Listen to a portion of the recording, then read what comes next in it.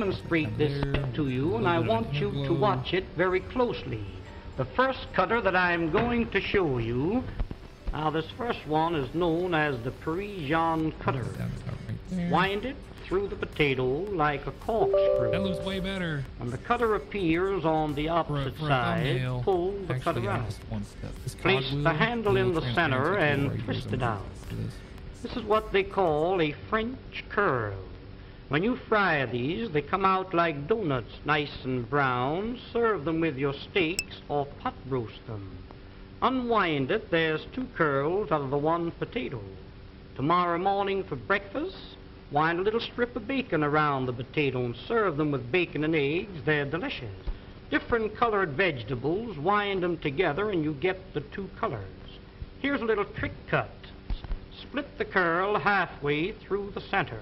If you're making a shrimp salad and you happen to run short of shrimp, mix these in with the regular shrimp. Upon my word, you couldn't tell the difference until you start to eat them. Now the rest of the potato, you stuff it. We'll call this a little chicken. We'll call this here some hamburger. You might have a little meat that's been laying in the ice box for a few days. Chop the meat up fine, season it highly, stuff it into the center of the potato and bake them with the skins on. When they're done, cut them in 2. Serve them on the half shell, just like that. Serve them in slices when company calls. The more company you have, the thinner you cut the slices. If your mother-in-law calls, give her a beak piece like that. Now the second tool in the set is known as the garnishing knife. Everything you cut with this must come out fancy. Watch this, please. You cut down, you turn the potato, and then you cut through the edge. First one way, and then the other. Sweet potatoes cut like this. Drop them into a little batter of pancake flour and fry them. When they're golden brown, sprinkle molasses on them. Serve them with strips of bacon for breakfast while they're delicious. Here's beets, you pickle them, and carrots, you steam or cream them. In making the original French fried potato, cut them in thick slices. Put them one on top of each other. Cross-cut the slices, and you'll never eat a French fry any other way. The potatoes cut like this will not absorb the fat because they're garnished around. Pineapples cut for your pineapple and cheese salad, cut them the same way.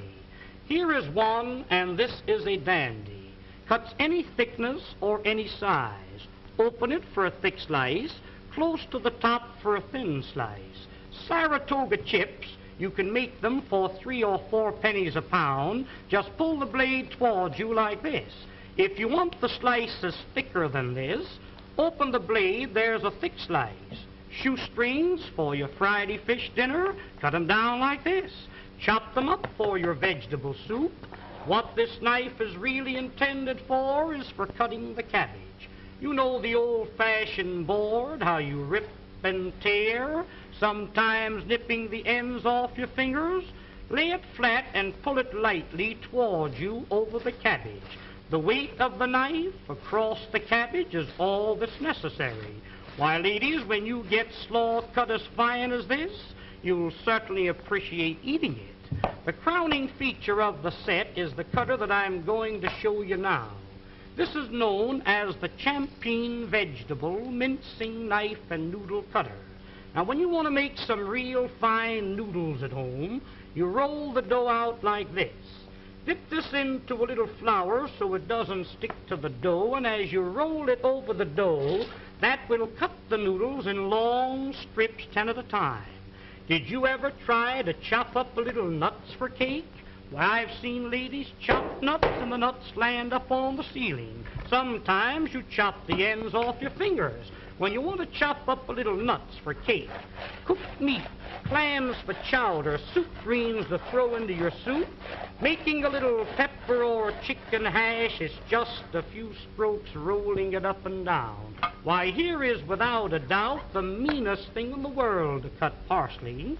Put that in a grinder, you really grind it too fine. This machine, instead of crushing the parsley, cuts it quick, clean, and dry, leaving every bit of the juice and every bit of the flavor. Now, to clean this machine, you press the button. Rinse it out in a little water. When you're through using it, hang it up and let it dry. Here's one here that every lady should have in her home, known as the Parisian scoop. You lay it flat, once to the right, once to the left. When you scoop them out, you'll get a perfect round little ball. You can pot roast these, cut them out of cheese or cut them out of butter. When you're serving a fruit cocktail in the summertime, take your fresh cantaloupe, scoop them out like this, mix them with apples, pears, and watermelons, makes a delicious fruit cocktail served with a little cracked ice like you see here. But here are the two ladies. If you ever do get it, you'll thank the day you've seen this demonstration. When you press, it locks. It's like a pair of human hands. Reach in the oven and take the biscuits out of the oven. Ever take the hot potatoes out of the oven and burn yourself on the elbow? A roast chicken out of the oven, a piece of meat out of the pot, spinach, asparagus out of the water. Why, around canning season, when you're preserving the fruits, to take the hot fruit jars out of the water like that, that machine is worth dollars to you. And here's another one that I really know you'll enjoy having in your kitchen, known as the safety grater. No doubt you're familiar with the old-fashioned grater. I've seen ladies take a grater and rip the knuckles off. When you want to grate up potatoes for delicious potato pancakes, this has a smooth, flat edge, impossible to cut yourself. Just like you were washing clothes, you rub it up and down, and you really grate your vegetables real fine, retaining all the flavors and all the juices. Breadcrumbs for when you're serving veal cutlets or anything like that. You want a little breadcrumbs to fry your fish in? Why, there's the greatest proposition in the world. Use that for coconut, cheese, or horseradish. When you're through with it, just hit it down like that. That knocks all the food out.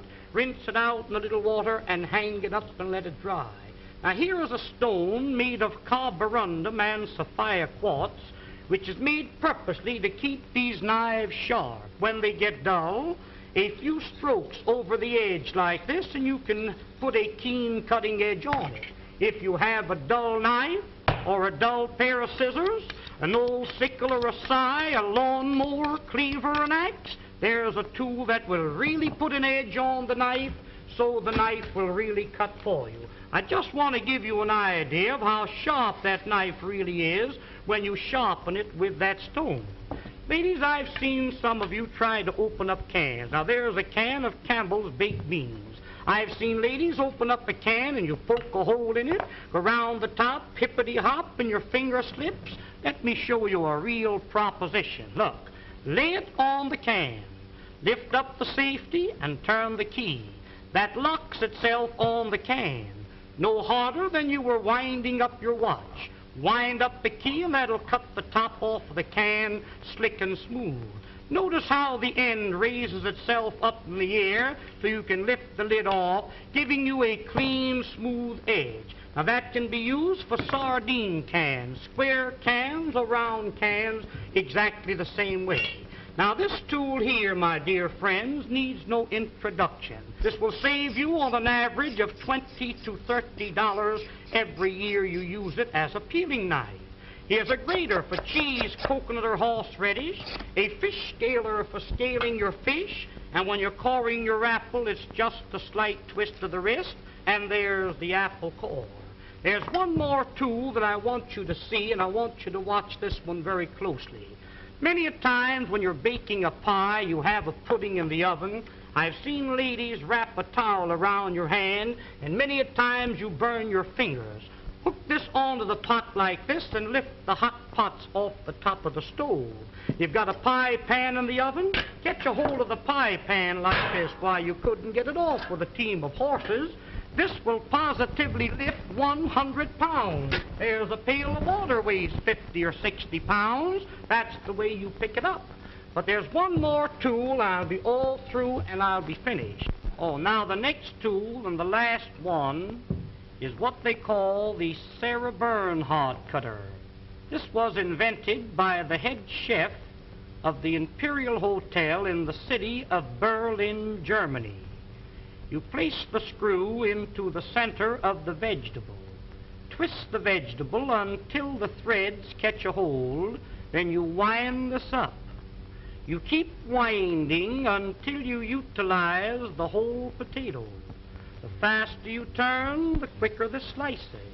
Why, ladies, here's a machine for slicing onions. The first onion that you slice with this cutter, you'll bless the day you've got a hold of it. Every slice cut exactly the same thickness, every slice cut the same size. In making what they call a rosette, pull the vegetable out like this. Pin the ends together with a toothpick, drop that potato into the hot fat and fry it. That will come out like a donut, golden brown. If you're serving a nice fish dinner, a little parsley goes in the center with the fish all around it, makes a very appetizing dish. Did you ever try to slice onions with a knife? You know how you get one thick slice and one thin slice? Run the knife through the center. That will separate each slice individual. Almost like magic, there is every slice cut exactly the same thickness and the same size. Wouldn't you like to have a set like this in your kitchen? Why, of course you would. Now don't forget, attend this theater every week and receive this 12-piece fascinating...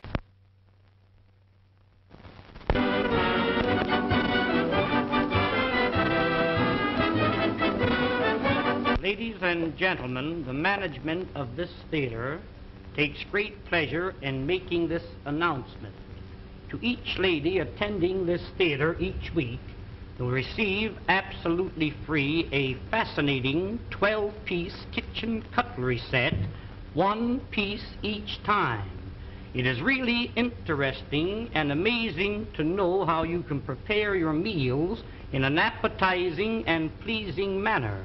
There's an old saying, and a true one, that what is pleasing to the eye is bound to be pleasing to the appetite. I'm going to demonstrate this set to you, and I want you to watch it very closely. The first cutter that I'm going to show you... Hello everyone, how we doing today? Doing our last day of Noodle Week today. And we have sort of an interesting menu for today. Sort of an odd combo. I don't know that I'd necessarily want both of them together as a meal normally.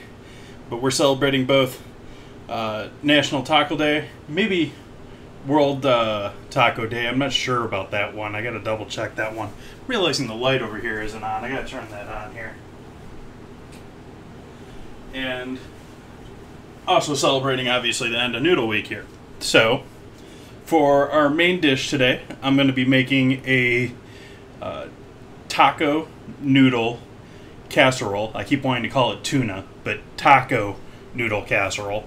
So, Mexican-styled pasta dish, just casserole dish. Going to be going in the oven. Going to be working on that first. And then after that, I'm going to be doing a my first ever case of TV magic here. I'm making glass noodles. And glass noodles do require 24 hours of chilling. So I made a batch yesterday. And so I'm going to show you how to make a batch, since it's essentially not, I mean, it's a cup of starch, some ginger.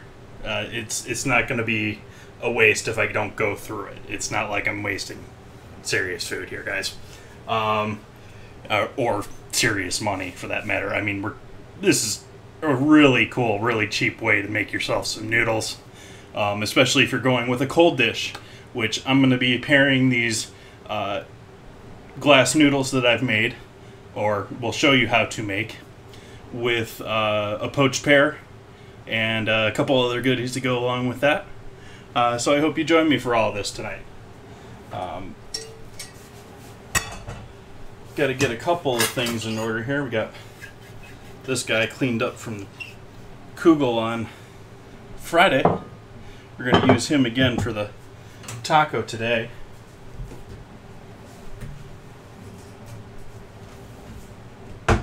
I wasn't going to put him away anyways. Let's throw on a little music here. And...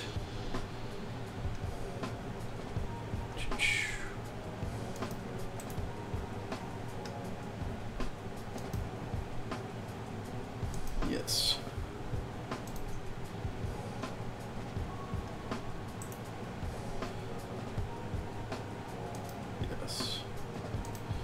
Removing... I'm back to using pretzel tonight. And I will probably renew my subscription after today. Well, when it's up. But I was not very happy at all with Twitch soundtrack. It's still messing with my OBS because I haven't completely removed it yet. It's messing with my audio. It's giving me extra tracks. If any of my subs take a look at my VOD from Friday, it has no audio at all. I mean, come on, Twitch. That's seriously a product you're releasing. It's completely screwing up my audio. That's silliness. So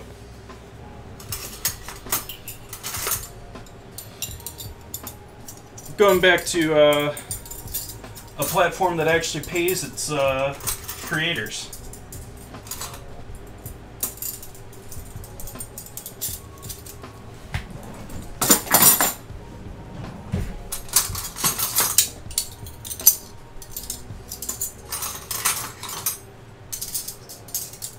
I apologize, I don't have all of this silverware put away here this evening. But I'm going to get started here by sauteing some ground beef. And I need some onions to go with that. I need some other loveliness to go with it. Man, I got a lot of spoons these days. I must have all my work tasting spoons in there or something.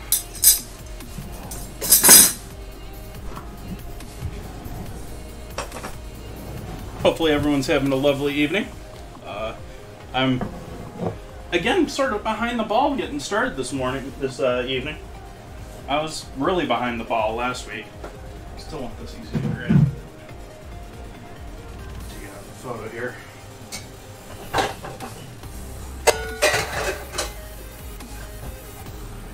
Do I want to go with this one, or what do I want to do this in?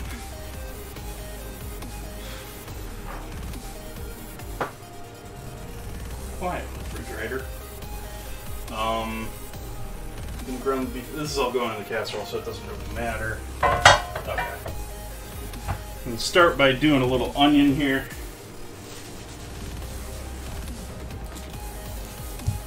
Oops, I'm using up the onion from yesterday. That was the plan. Or I say yesterday, but I honestly mean Friday. Might as well grab these. Might as well grab this.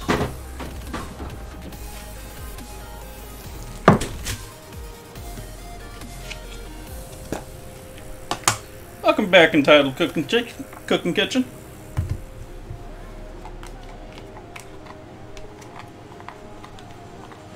Nice. Well, welcome in.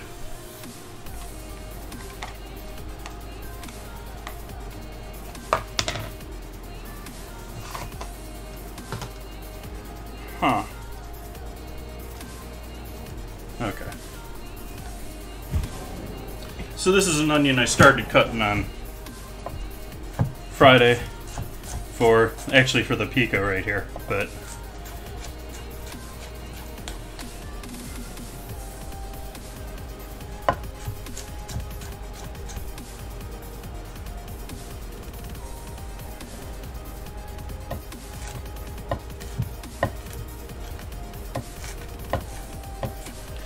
I'm starting, glass noodles are going to be a little bit later on. And I will warn you that the glass noodles, I'm using a little TV magic here for the first time.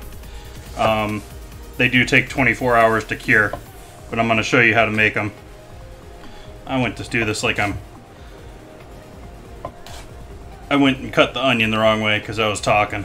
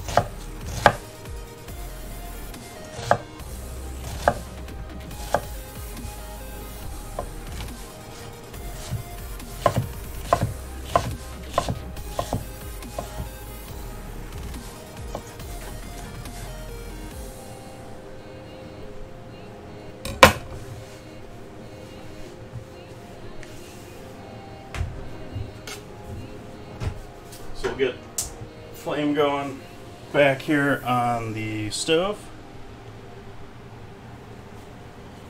Actually, we'll go to, yeah.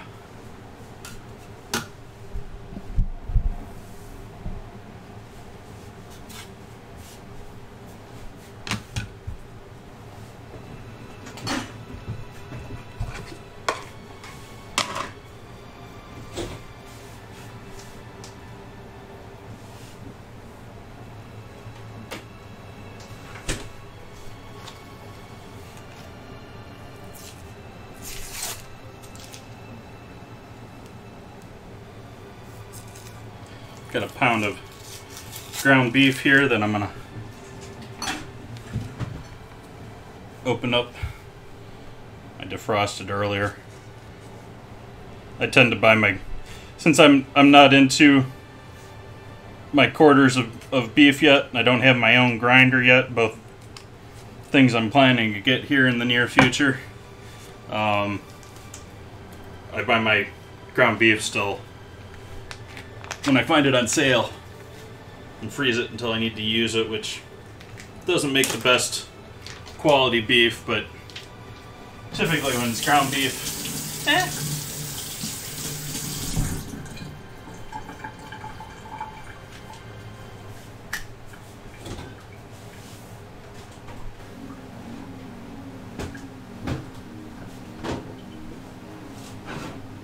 isn't what I wanted anyways.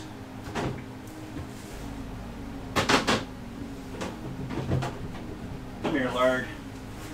Getting hidden back there with all the small stuff I got in the kitchen right now. Hey, Big Davey, how you doing this evening? Have a good day today?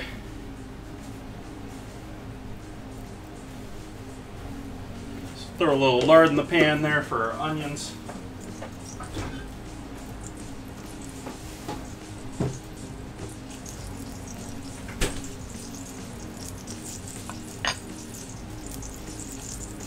Or sorry, I'm misspoken. Onions are going in after the beef gets a quick sear here. Then we're going to do the onions. Then we're going to add in a couple other goodies here with the onions. And just building layers here for our taco casserole. That's good, Big Davey.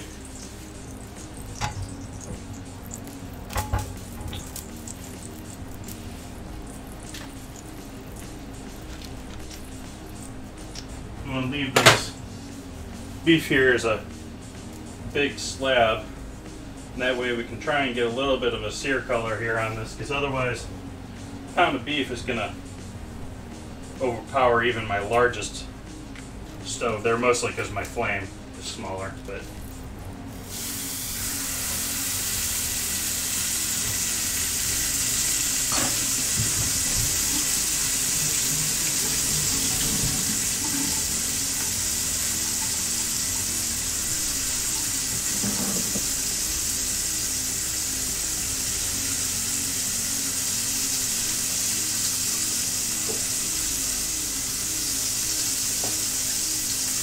do a bit of seasoning on the other side here.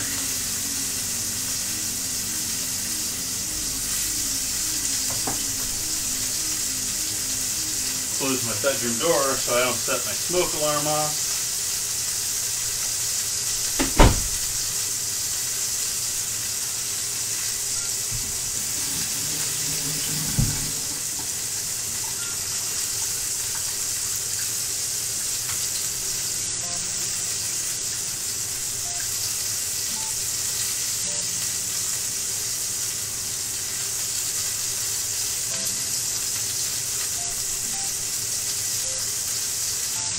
Sort of tempted to get new lights for this still.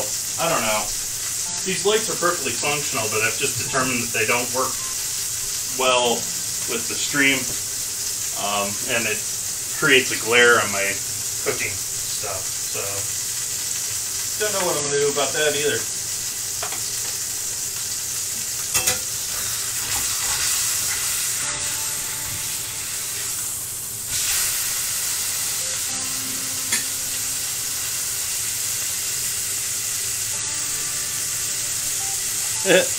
Yeah, I could get some of those LED controlled ones, but or Wi-Fi controlled LED.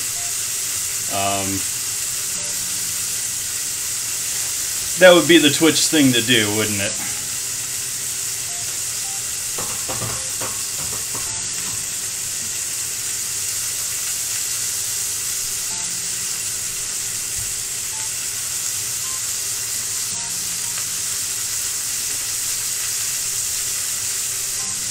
I feel like I'm missing something in my jar over here. Other than one of my spatulas, which is probably in here. No.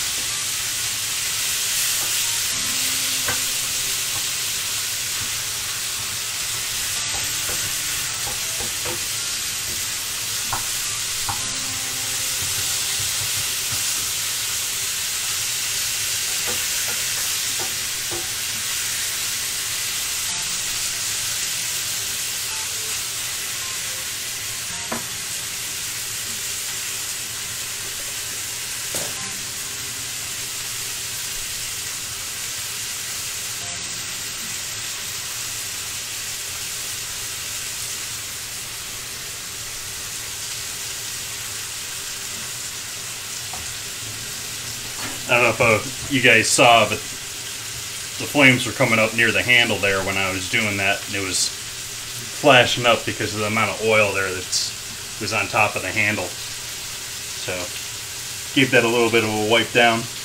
Make sure that we don't have enough oil there to allow that flame to jump over into our pan.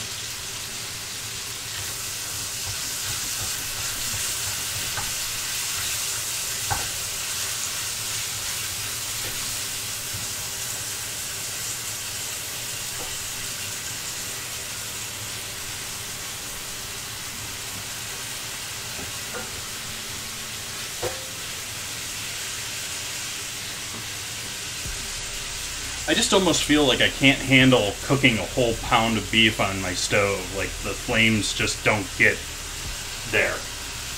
I mean, that is as high as it goes right now. I was only slightly under that before. There's just too much moisture.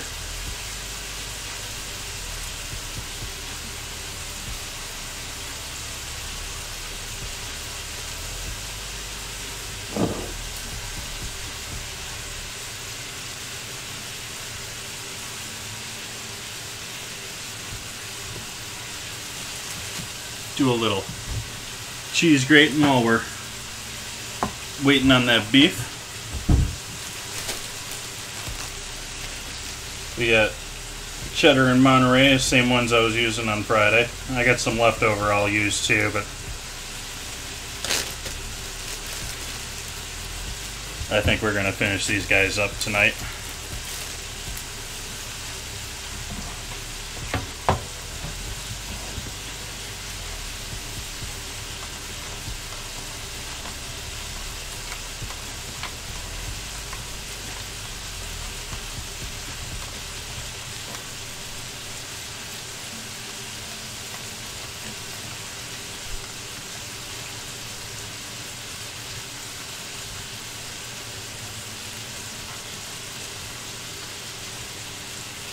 Still not willing to put more water in that Cider yet.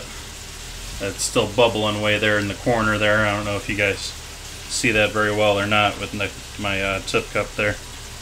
But still bubbling away nicely. But there's enough apple still at the top that's holding gas. It's holding the gas that the yeast is producing.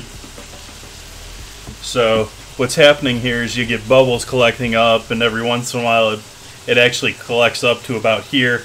You can see it's actually gone all the way up to the top, but it hasn't gone through my water lock at all. But it's basically builds up pressure for a little while, and then it'll release it all at once. I've given it a good couple of spins here over the last couple of days. trying to get it all happy and working and making sure that we don't have... One of the issues that you can have here is you have an anaerobic environment there. And you can have the issue of the Terp. Welcome.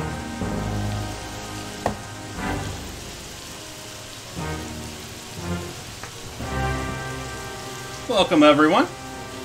Hopefully everyone's having a great day. We're finishing up Noodle Week, and we're also celebrating National or World Taco Day today. So I'm working on right now putting together a taco noodle casserole. And then later on I'm going to be showing you guys how to make glass noodles. Or at least one method of making glass noodles. It's certainly not the only way. And make a dessert with chilled glass noodles, since it's Noodle Week still, just barely. And serve that with a poached pear, or part of a poached pear, and some other goodies to them. That's going to be a little bit later on. And I am going to warn you guys that I am going to use a little TV magic. The noodles do take 24 hours, or at least more than I'm willing to stream here. I've tried it with 2 hours. It's not going to work with 2 hours. It needs a good solid, like, 3-4 overnight refrigeration.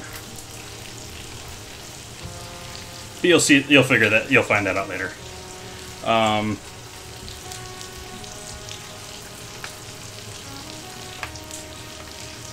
That is a lot of cheese.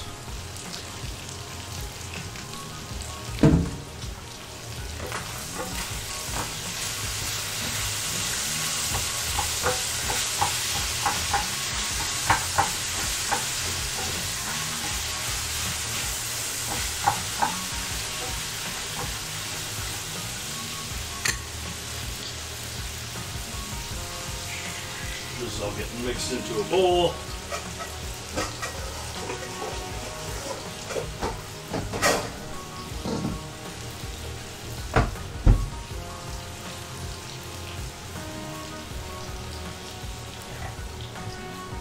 Taking the beef off. Gonna keep most of the oil here.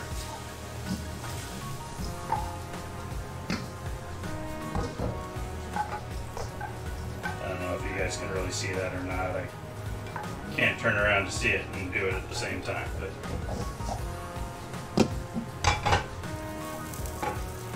turn that flame back on there. Add our onions into the party.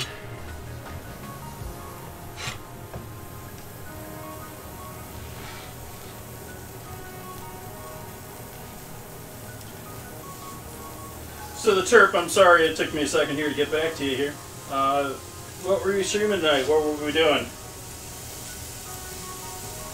Welcome in.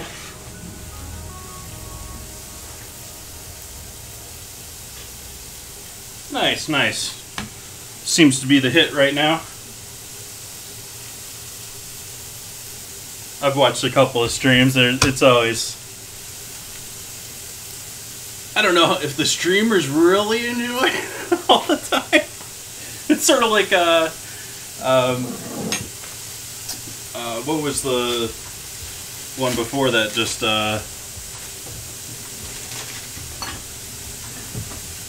but it is a fun community event. Fall Guys, yes. Fall Guys, much the same sort of. It's fun and it's humorous for a group.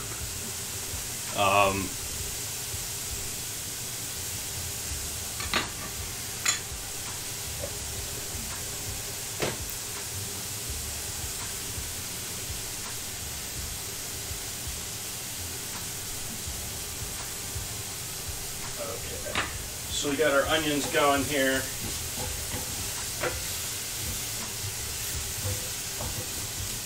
Onions, we're going to add all of our other good flavorings here.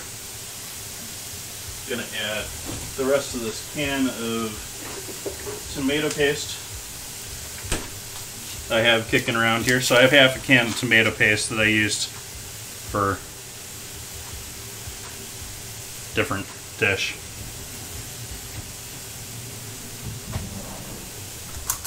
We'll throw that in there instead of using...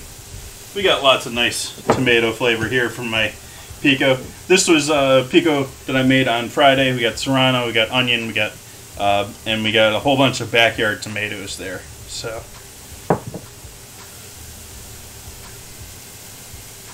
made that fresh for Friday, and well, put it in the refrigerator. Tomatoes in the refrigerator don't really mix too well. We are gonna bake it anyway, so. Ooh, Stream Raiders battle's ready.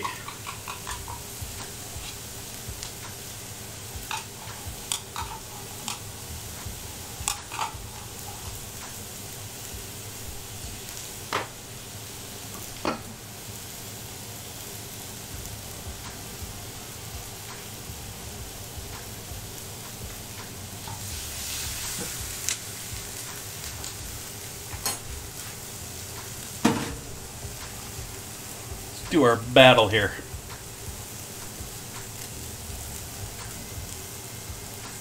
Oh, I'm gonna die.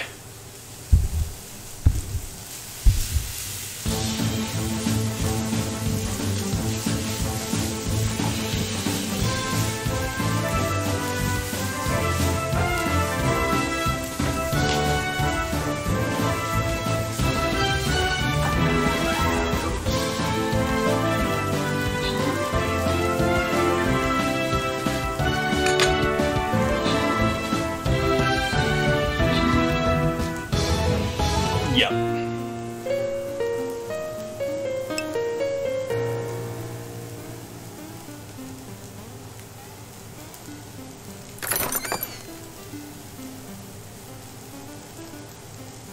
Alright guys, if you guys want to join in, you can go to streamraiders.com/t/JT. Links there in chat.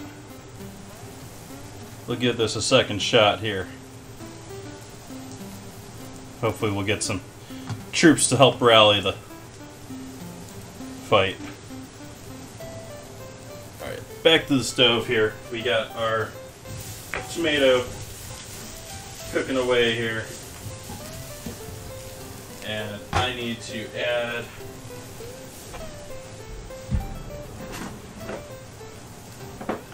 some onion powder, some garlic powder.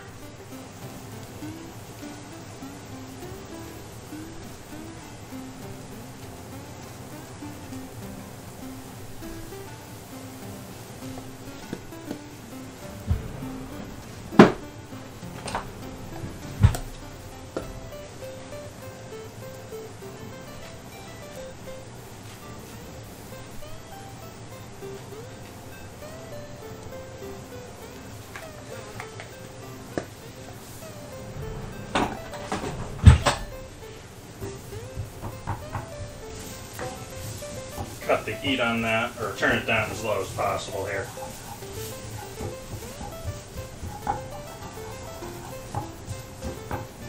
Basically, I'm sort of doing, the original recipe for this calls for an Espanol. I'm sort of half doing that here. We're not going to be straining this, we're not going to be doing a quicker, cheater version. Definitely need some chili powder here, some Mexican spice here.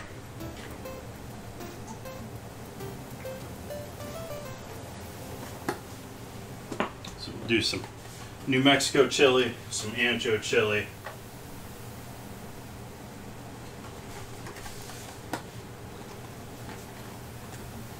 And a bunch of pepper. I'm going to throw a little aromat in there, if you guys are familiar with aromat. It's clumping up on me. It's not very widely available in the US. It's much more of a European product.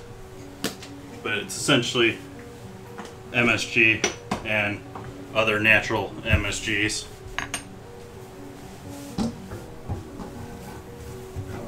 I have Hinomoto over here too, but I have no idea if that's the proper way to pronounce that or not. Which could be bad in other languages. We'll hit this with some salt.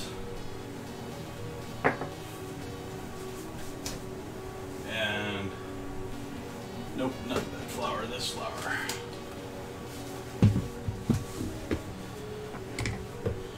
Flour and butter going in the pan.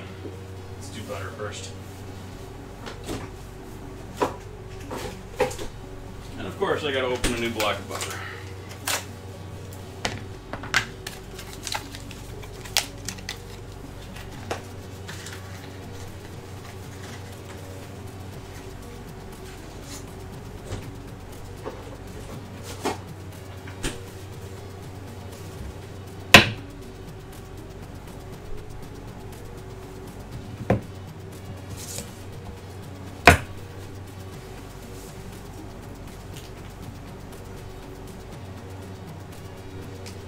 Good idea that I chose to do the butter first, because it took me a second to get that there.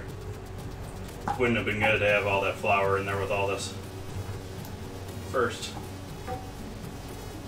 So I'm building the roux, but I'm not going to finish the roux here. If you're doing a roux, you're using raw flour, like I'm about to add in here. You need about 20 minutes to cook it through in order to cook out that raw flour flavor. In this case, since we're going to throw this into a casserole, it's still going to get cooked that 20 minutes. It's just not going to get cooked here that 20 minutes.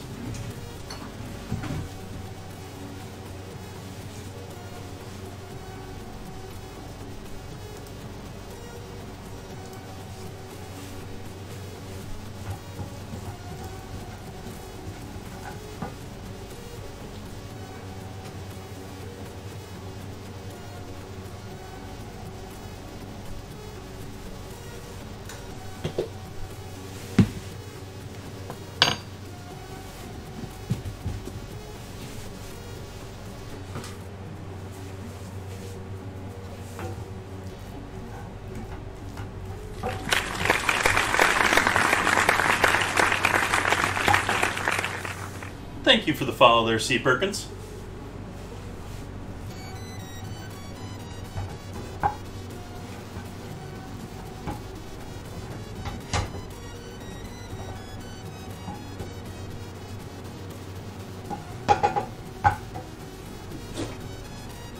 And stock. If you have beef stock available, go ahead and use beef stock. I'm going to use some pork stock, which it's not going to make that much of a difference here, especially since it's all going to be mashed together pretty well here. Chicken stock would work just as well too, or vegetable stock if you're not.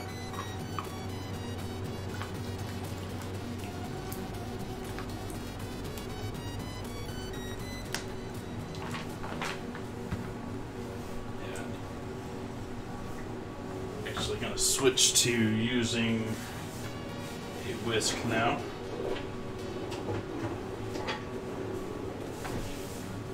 Because really I just want to get this all incorporated now and add it back in with that beef.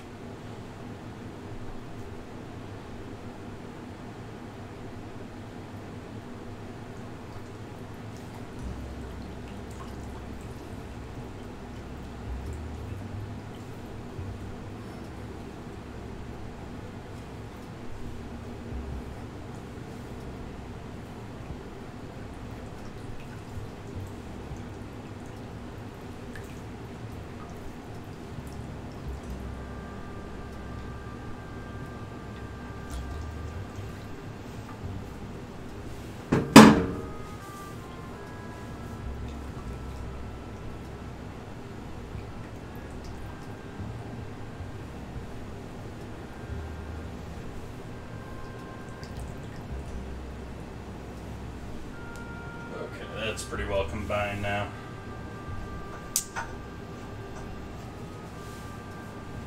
We'll add that to our ground beef mixture over here.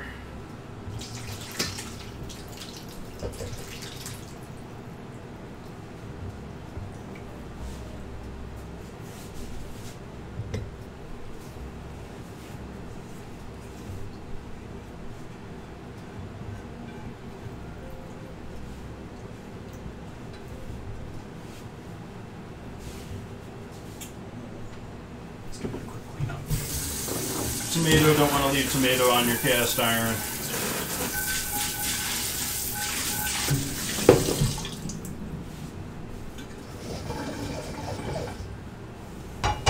So this is purposely wet at this point. Although it will thicken up quite a bit because of all that roux in there.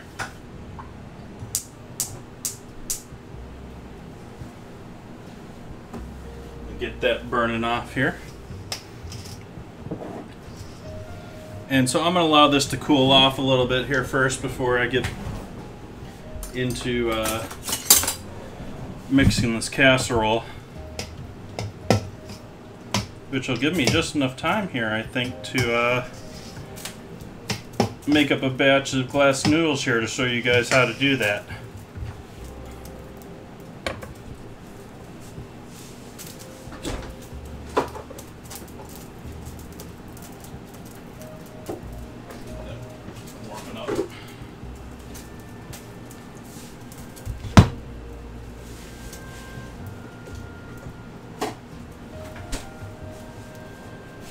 This needs to go into a bowl.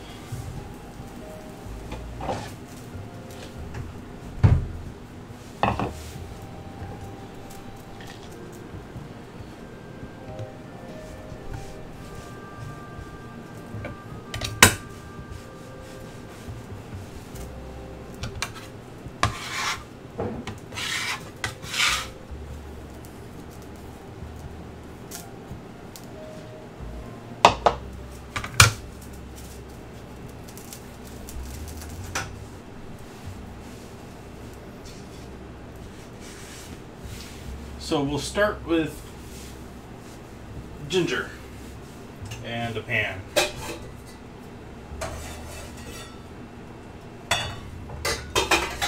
Or rather, and a bowl.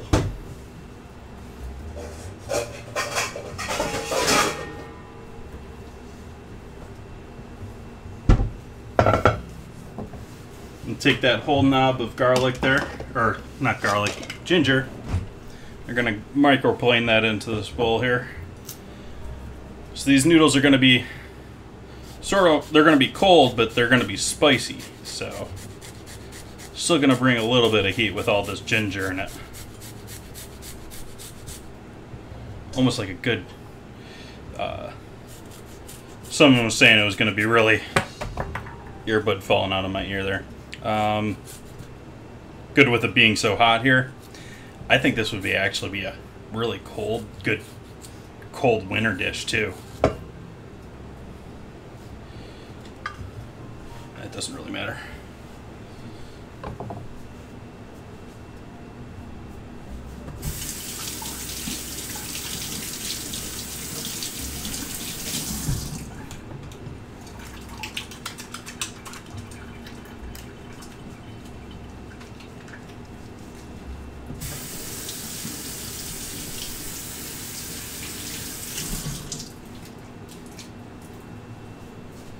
Okay.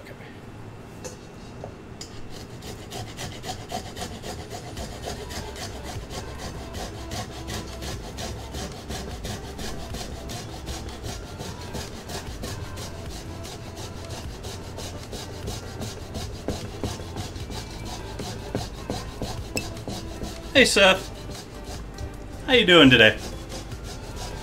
Welcome in.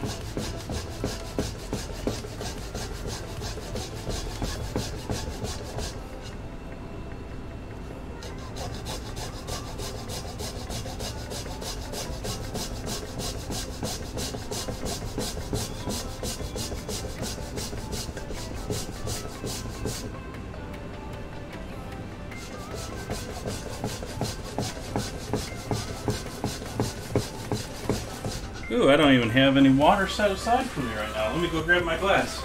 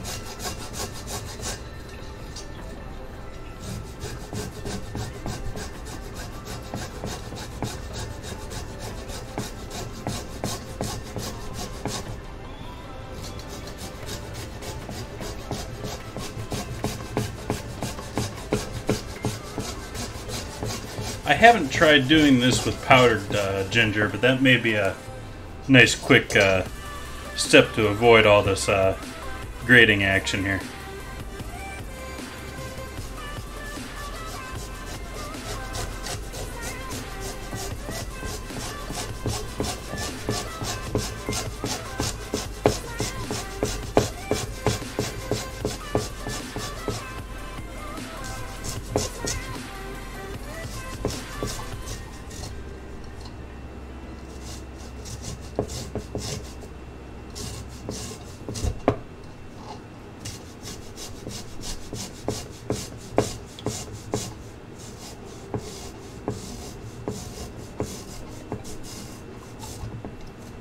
Okay.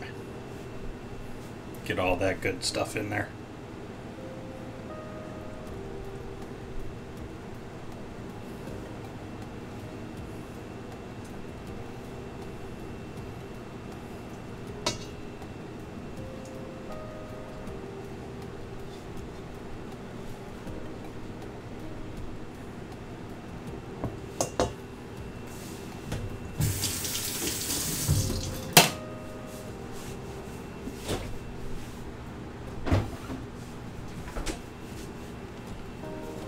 Okay, so we need starch next.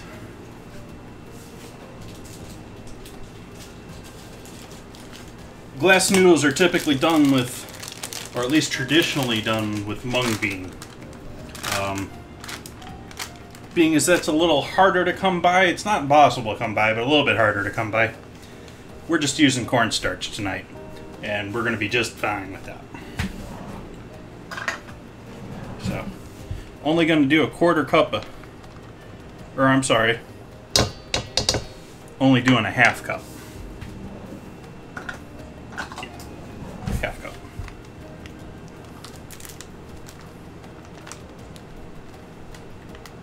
The starch here.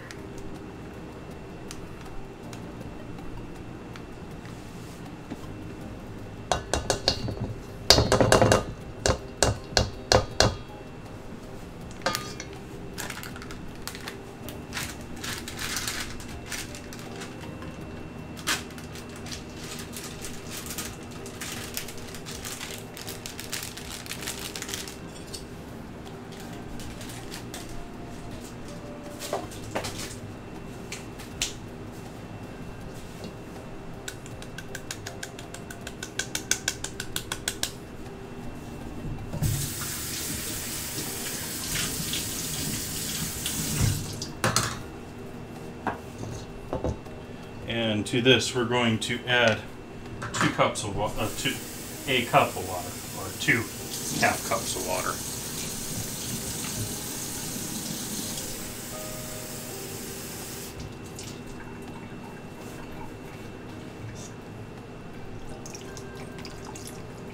Try and rinse off as much as that ginger back into this mixture that I can here. Now that needs to be.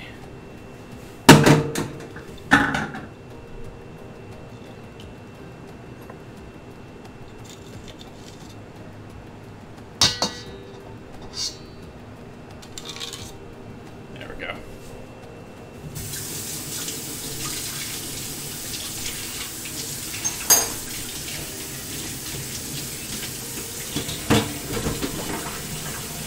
And we're going to take my pan over here and put another 3.5 half cups, so 1 3/4 or so. And I'm talking so I lost count.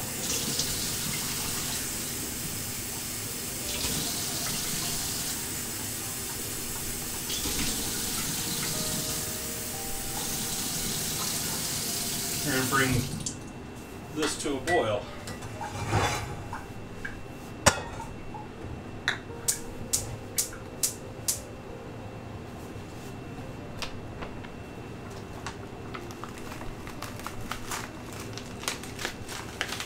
And pour the rest of this 24 ounces of stock in with our beef. And it's partially frozen. It won't matter.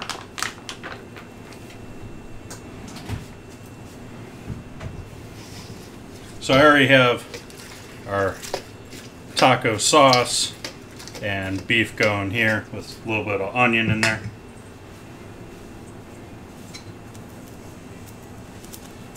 And this, we're going to whisk this all up nice and neat. Get this all incorporated. We're basically creating a giant cornstarch slurry here, infused with ginger.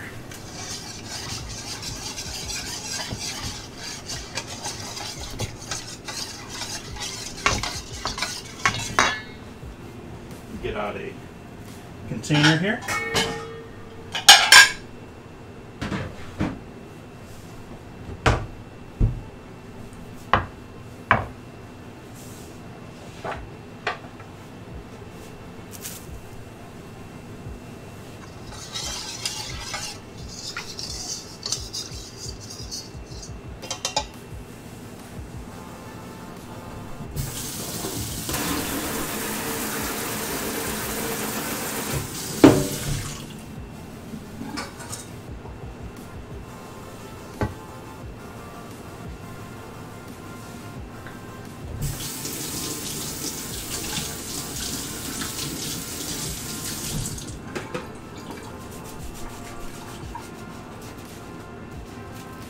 Really wondering where the heck I put my other spatula.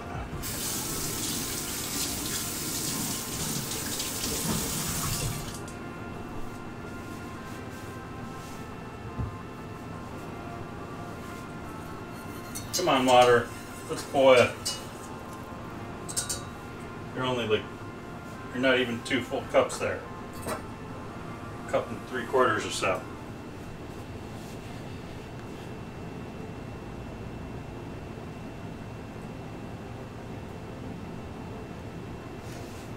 So we have all of our ginger goodness in here, along with our starch and our water.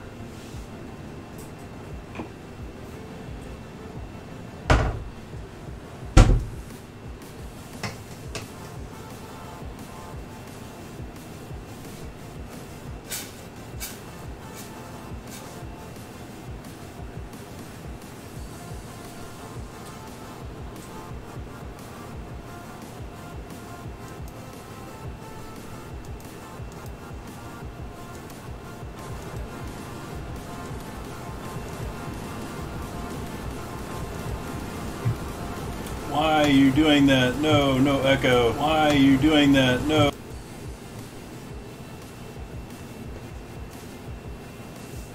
Silly web browser.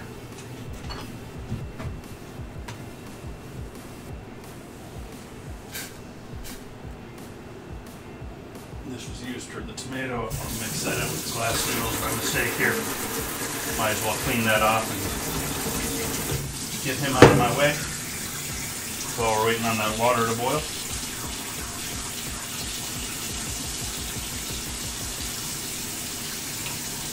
Yay, waiting on water to boil.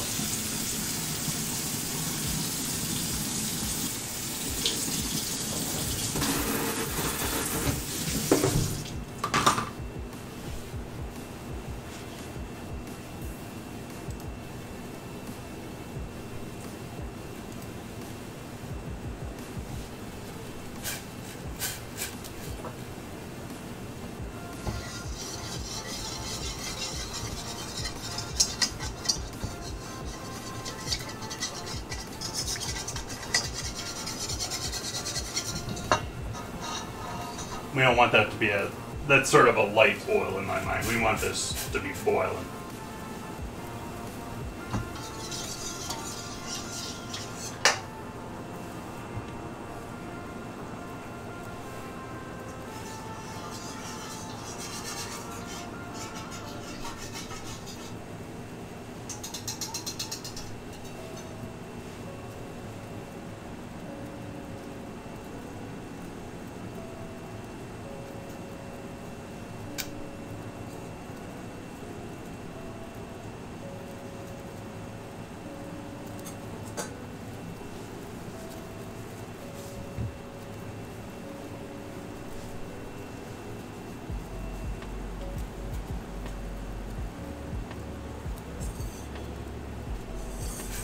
start stirring this in, our cornstarch slurry into our other cornstarch here, and it's going to instantly thicken up a little bit.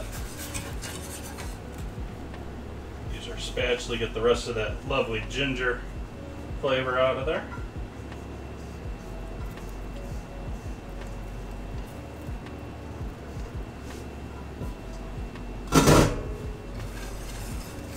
And we're going to keep stirring this as it comes back to a boil and re-thickens, or thickens up and turns into a pretty heavy gel.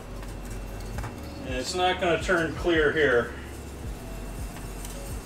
It's going to be too much of it in one place to look clear, sort of like how white candy can actually be clear candy that's just folded air.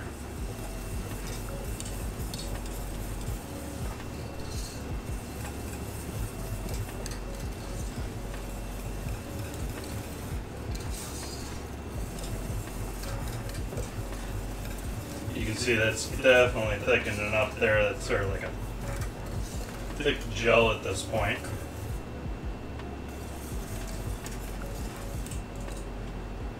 You see how big and lazy those bubbles are to get through the liquid. Alright, so that's all we need to do for our cooking here. I'm going to quick rinse off my whisk so that we actually get the starch off of it. I did realize doing this without having a dishwasher, it's sort of pain to get this whisk clean with all the gelled starch on it. We'll go back to this guy and our container here. And where is my guy?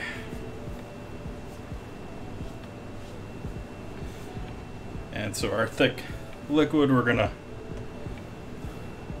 pour that into some Pyrex here. Oops, not quite. Need to strain it into our Pyrex.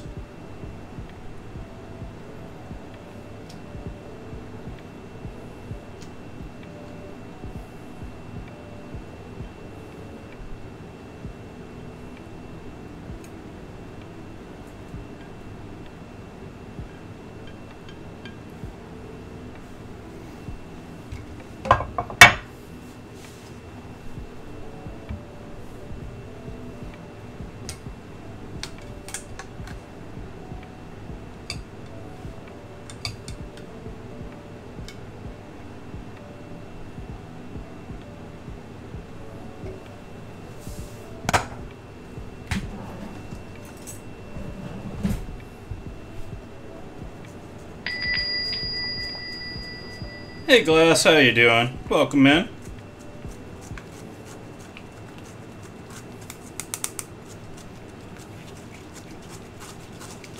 Making glass noodles here.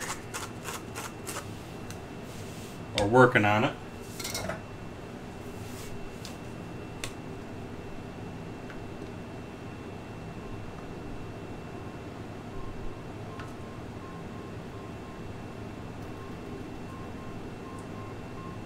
Not too shabby here. How about yourself there, Glass? What's new with you?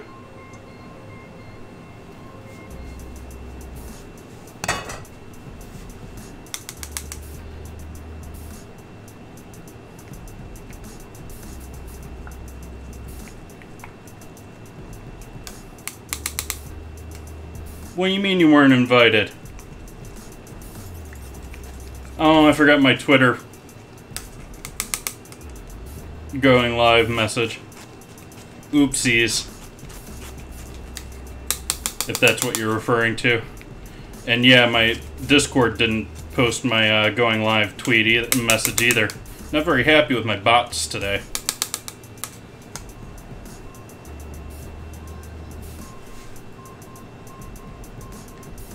Alright, so there is our batch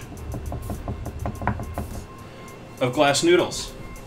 You say glass noodles, you say. Those don't look like noodles. But they're done.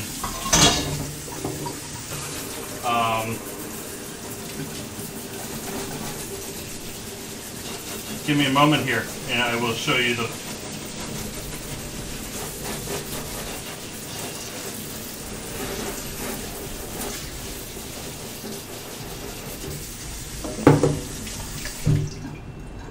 I'm not going to actually finish off the noodles until a little bit later here, but especially not going to finish this one because at this point this needs, like I said earlier, significant time to cool down.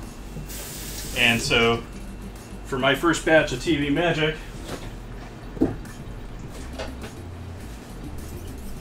we have one that I made yesterday around this time.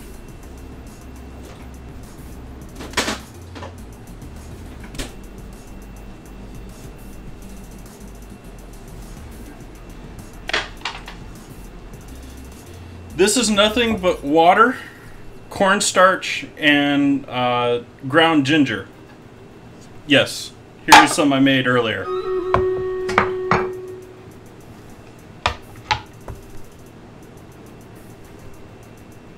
And so this is still very fragile, but I did want to get it out of the fridge to allow it to dry a little bit on the surface there. It hasn't gotten really any air on the bottom of this. The top is much drier. I'll set that here in front of our fan to dry out while we finish working on everything else. And then later on you can either, with this, from this point here, I'm going to try and use this guy to get spaghetti-like noodles by just pulling it across. I might have to go with the box grater. If neither of those work, I'm going to have to break down and just cut them with a knife. But cutting with a knife, we're working essentially with jelly here.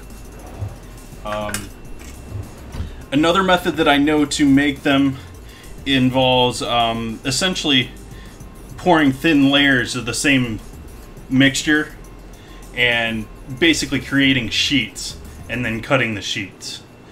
So there's a couple of different ways that you can do this and get it to set up like this.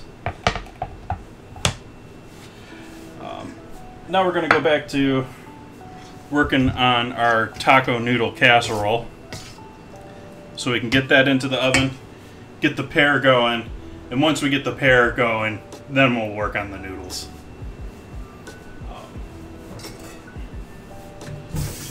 Need some hot water here to get rid of the starch.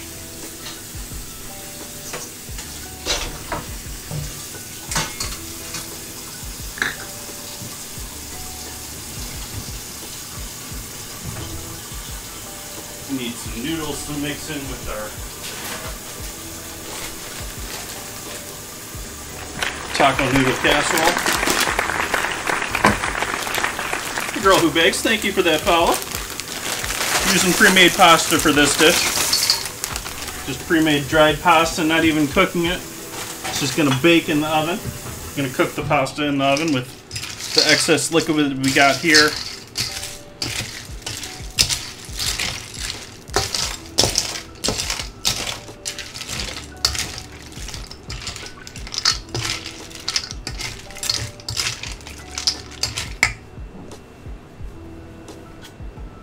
Add in majority of the pico here. I might save a little bit of it here for garnish. Add a significant amount of cheese in here.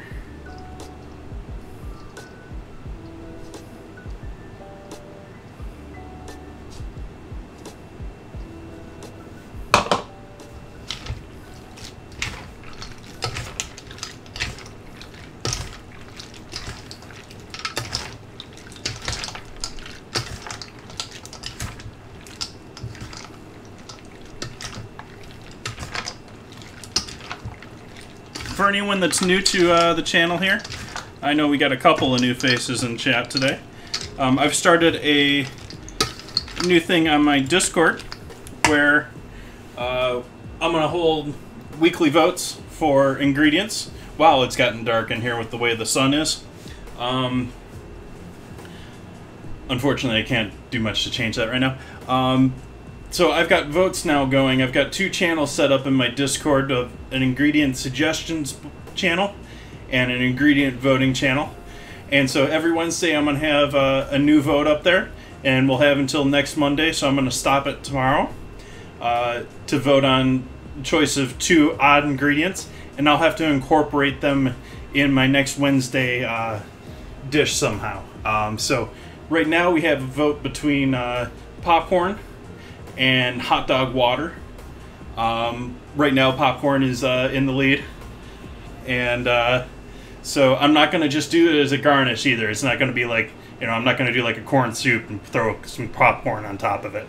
I'm going to have to actually use it as like a serious ingredient. So, yeah. And I've got a bunch of other ingredients there in the suggestion. You're welcome to add new ones. Whichever ones get the most reactions to them will be selected for the future votes. We got things like kiwi, Pocky. What else is on the list that's been shown some love? Can't quite remember, but there's a good list of at least 10, 15 other things that people have suggested. Mostly that I've re-put down there, but... So we got all of this goodness going together. What is missing from this loveliness? At least green onions. Let me go look at my list of things that I was supposed to do here today.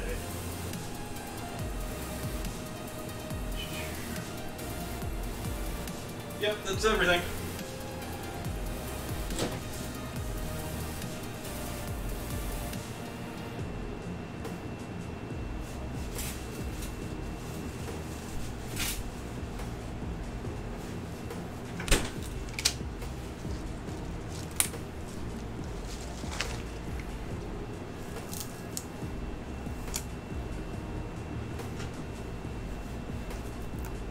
Clean up some green onions here. Add those guys in.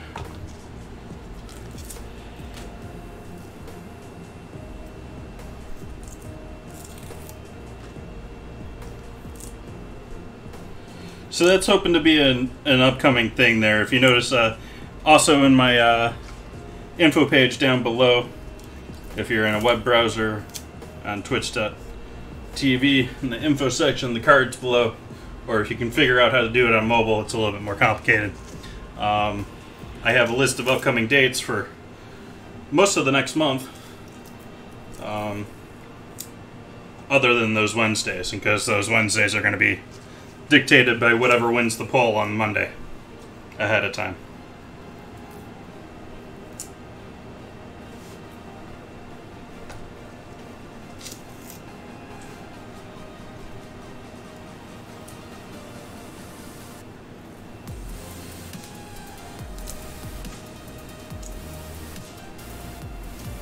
Oh, spam's one of the things on the potential upcoming lists.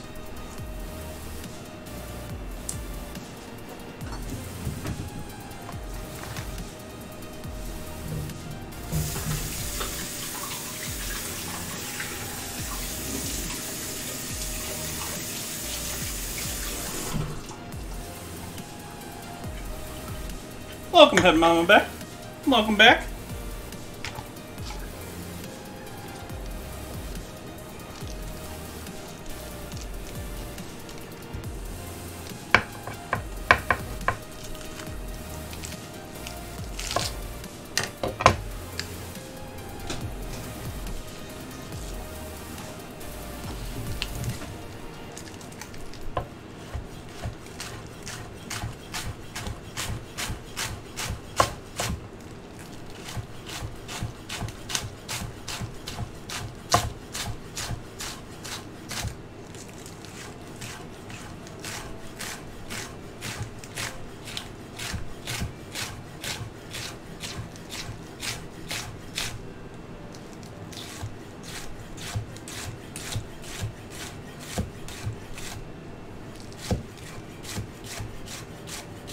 And use the greens and the whites here,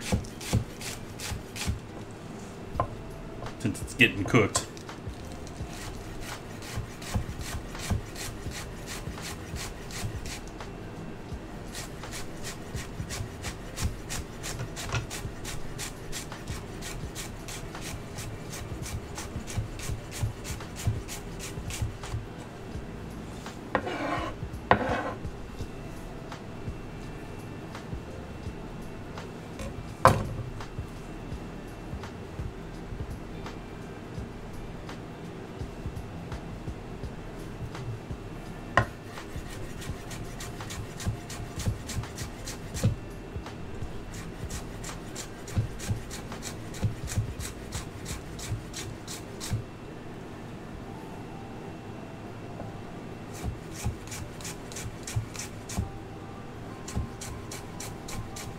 Oops.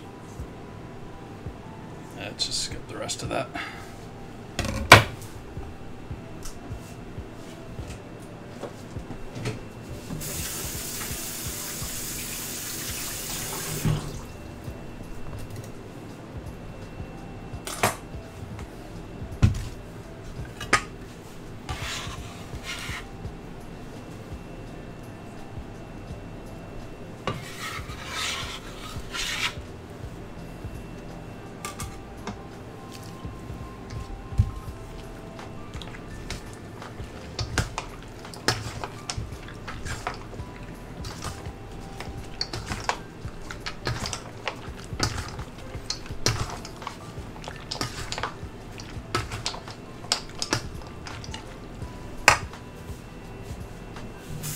Get our oven on.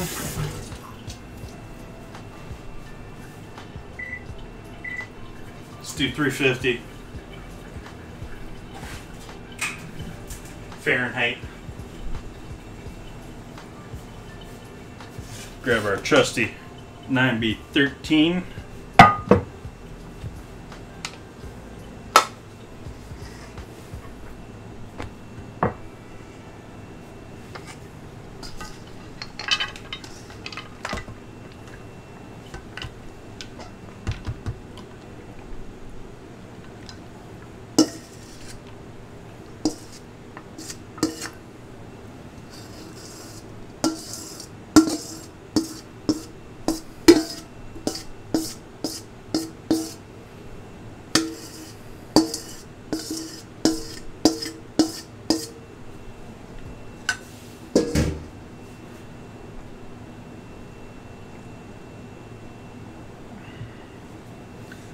Hopefully everyone's having a lovely evening.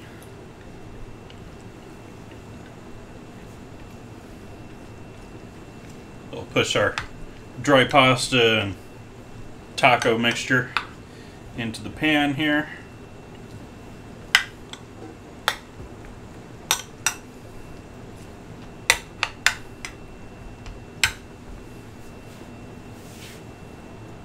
Yes, this is the... We're getting there.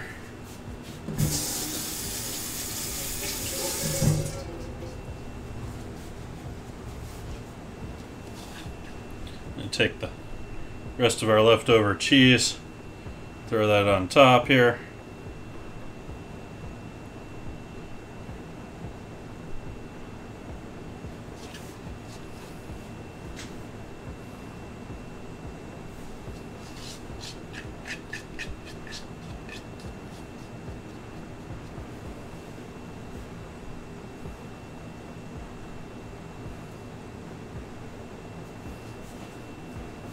I think I actually have, yeah, I still have leftover cheese from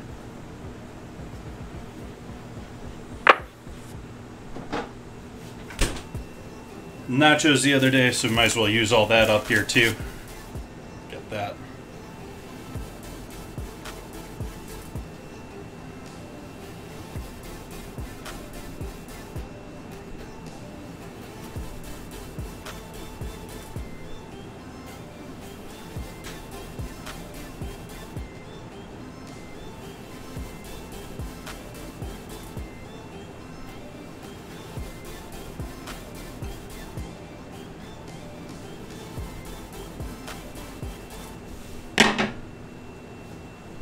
Alright. And then double layer here with, to start with parchment over the top. Then we're going to do foil. The reason I'm doing the combo of parchment and foil is I want the parchment as a barrier between our heavy tomato sauce and the aluminum foil. I've had things bake and they actually just go through right through the tin foil.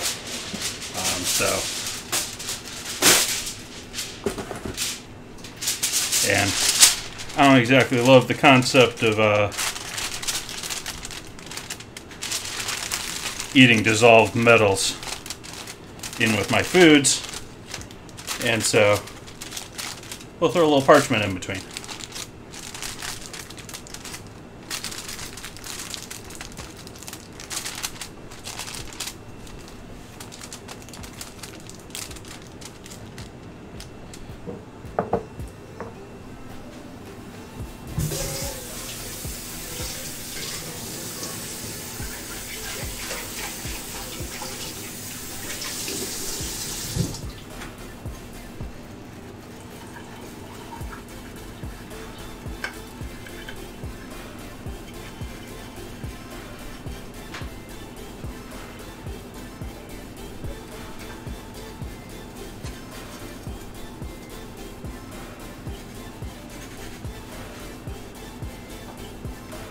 Still waiting on that oven to warm up here a little bit.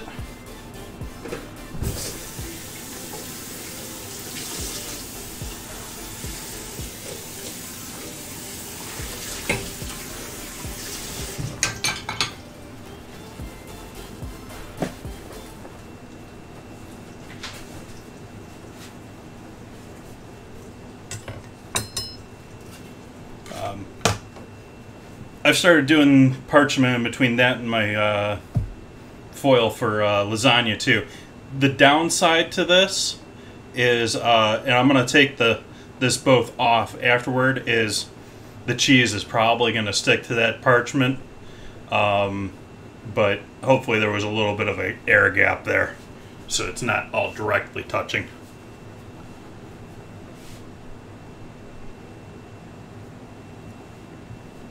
The foil will help keep some of that moisture in and allow it a better chance to soak into that pasta rather than evaporating.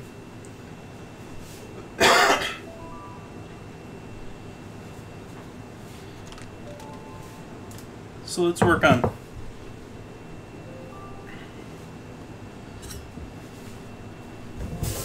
our pears.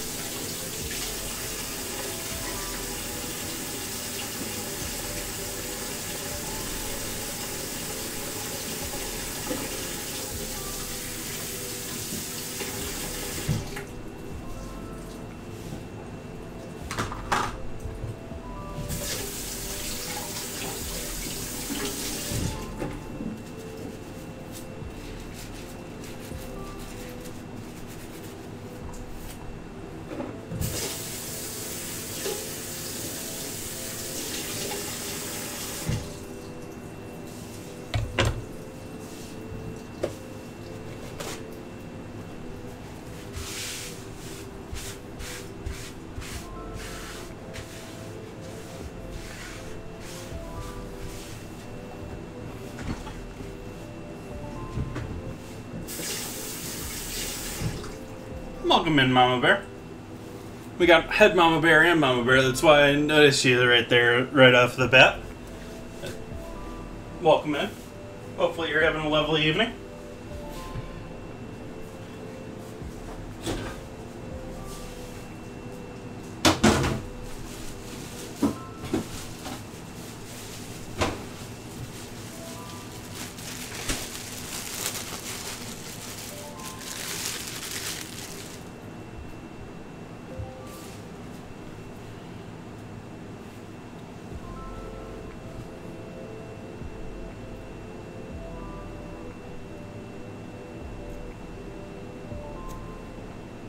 These labels do not want to come off. Let's just cut it off.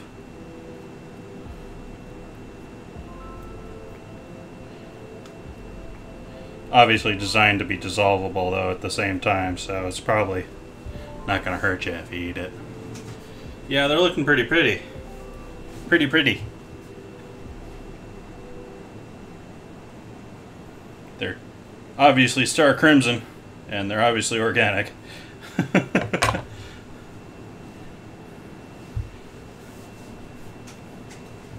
Actually, I'm getting ahead of myself here. I need that liquid going here because these things just like brown instantly.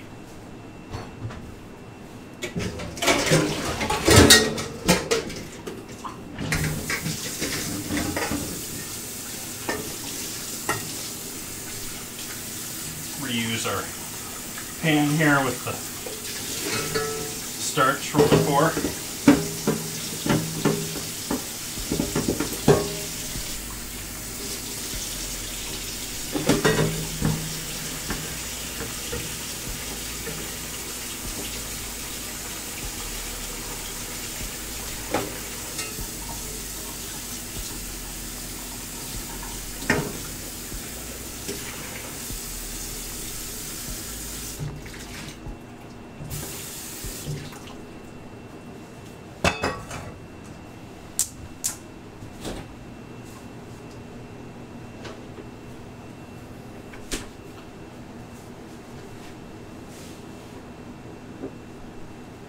And we'll add a little cider to the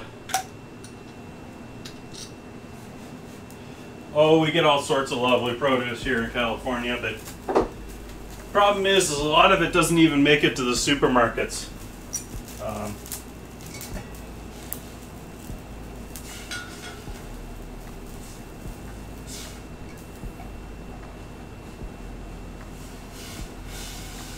It looks like I'm gonna need 2 of those guys.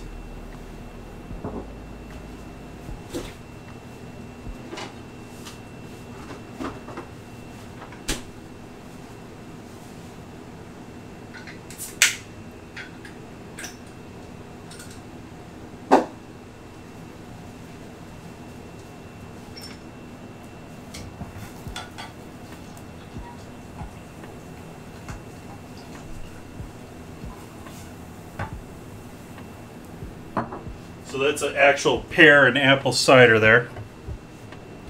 And these guys, let's skin them first.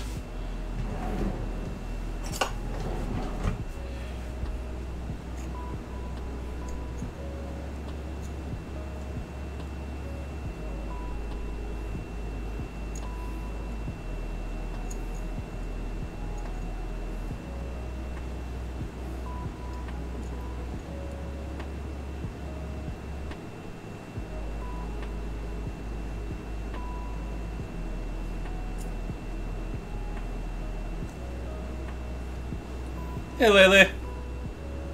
Nice, we got glass noodles that I'm going to be cutting here in a little bit. I showed people how to make those and chill those. We got a block of it right here. And I've got a taco noodle casserole here ready to go in the oven once that warms up to 350. And I'm cutting some pear. Not cutting some pears, saying I'm cutting some pears and trying to cut pears, but skinning some pear here so that we can use this, poach these guys in the cider, and we're going to serve them with the ginger infused glass noodles.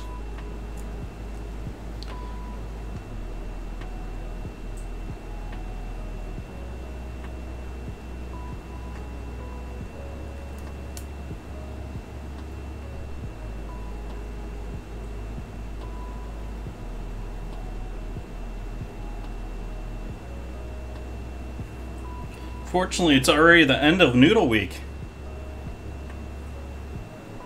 It's like you'll never see noodles again.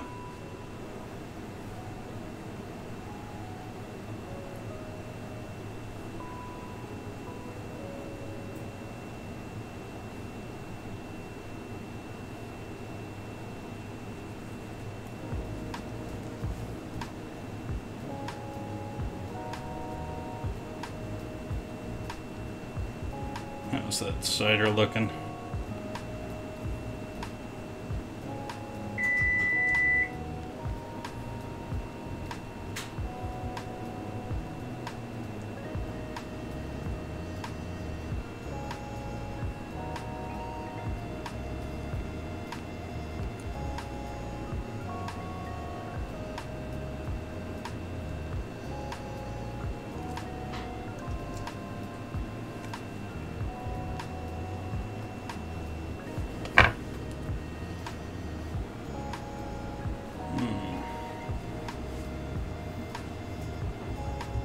Want to try and keep the stem if I can.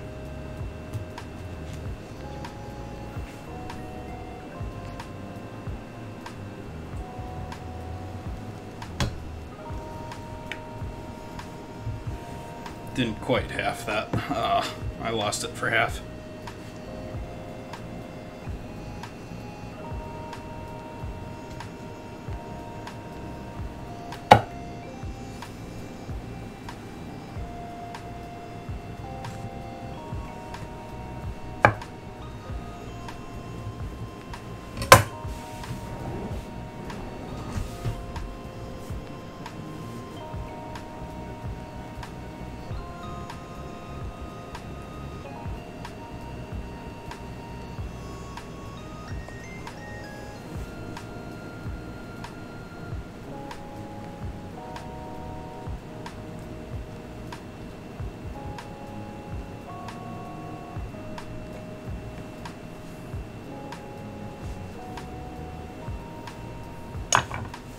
Let's try and just do this one as a half.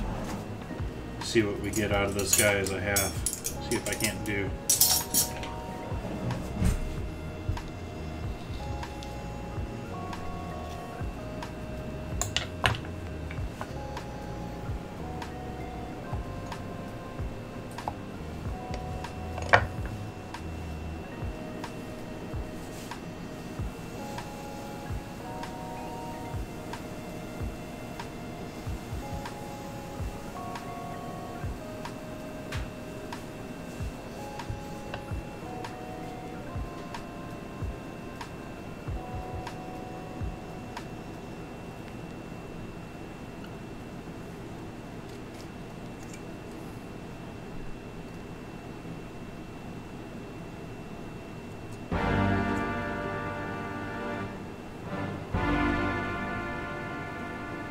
Ad hoc.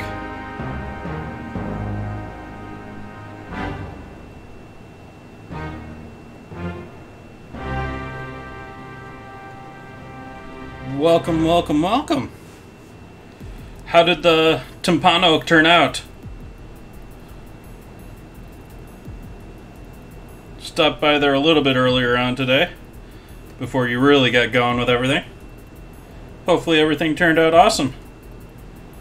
It was looking good when I was over there. Hopefully everyone's having a great evening. Welcome, welcome. You've caught me cleaning a couple of pears here to poach. I'm going to serve those with some glass noodles. I've got a block here made up, infused with ginger in there, so it's got a little bit of a yellowish, greenish tinge to it. And I've got a casserole here to throw into there, to the oven. A taco noodle casserole, which we'll have to unfortunately wait about 20 minutes here to see the top of. And so we got our peaches going here, we got pears going here, and we got taco. It's National Taco Day, so since it's noodle week and tacos, are sort of smashing noodles and tacos together. Welcome in Twinkle Toes. Welcome in Ms. Bird Thunder.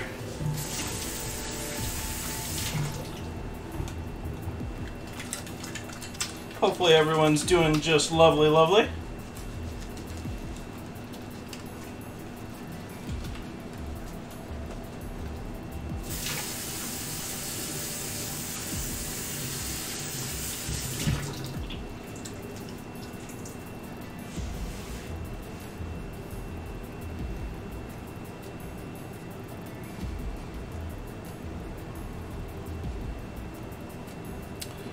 Exclamation mark dinner, not menu here.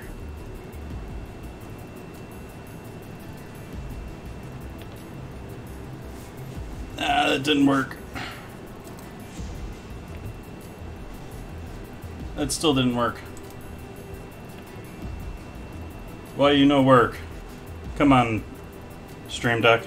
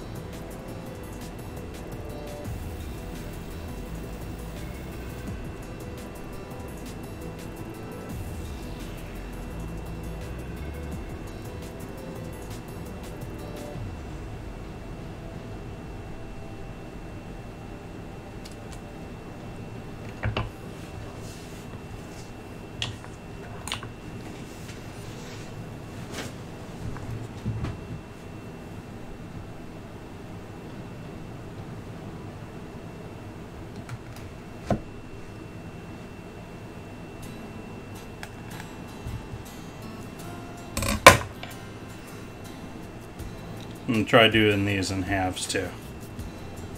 See what we get.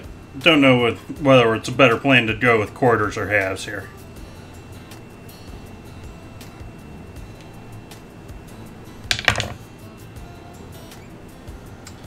Do want to keep the stem just for aesthetics.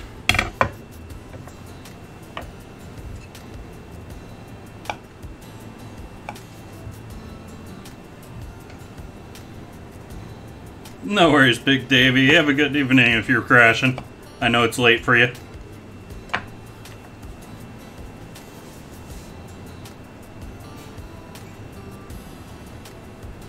Okay, so we're going to let these guys go. I'm going to add a little sugar in here, but otherwise we're going to let these guys just simmer in here for a good 20 to 40 minutes until they start looking cooked through nicely. Get rid of this plastic bag.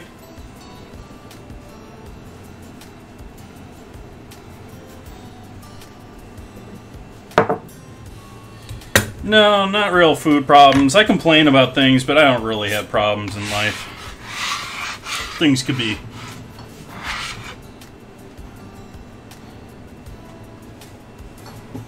better, but certainly could be worse. Yeah, so it's, well, unless you're getting your day started, that's a little late.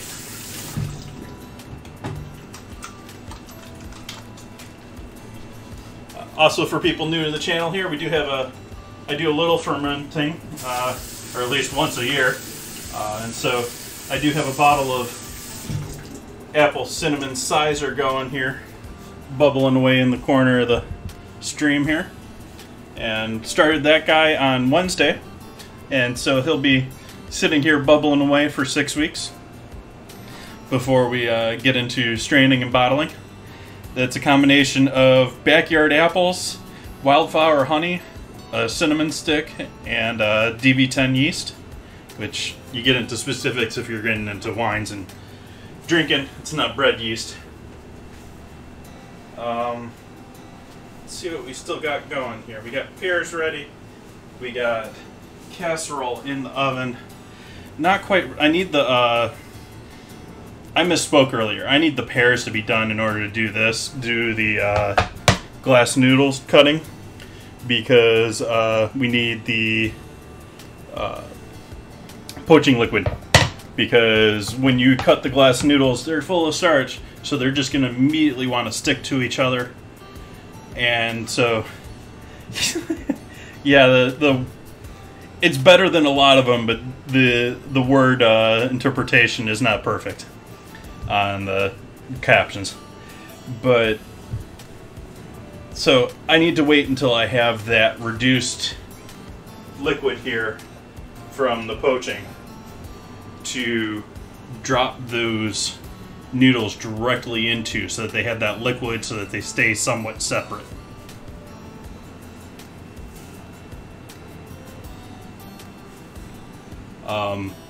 I think it's much more cleaner than many others. Although I do like the functionality of several of the other captions. They're actually closed captions in that they're Twitch extensions, so that the viewer can turn them on or off here. Let's swap to that. That's a little bit more interesting than my plain cutting board. Thank you, Head Mama Bear. So let's see here. We're going to do a little cream cheese mix up here for our pear later on. Why don't we ruin that secret right off the bat here.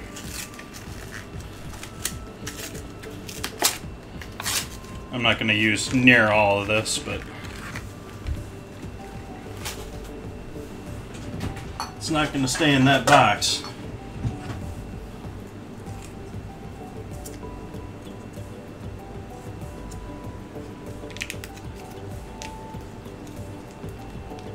Actually, hey, easy measuring guide. Let's steal their easy measuring guide.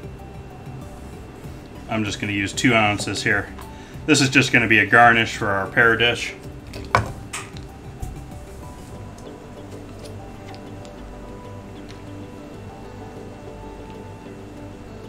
let's just leave it in the wrapper.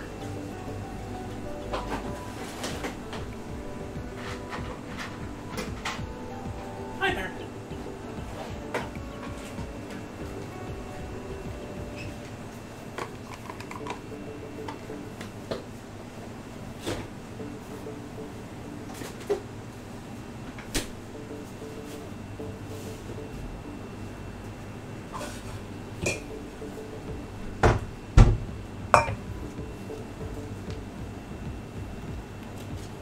Hey, Mr. Landiggity. How's your day going?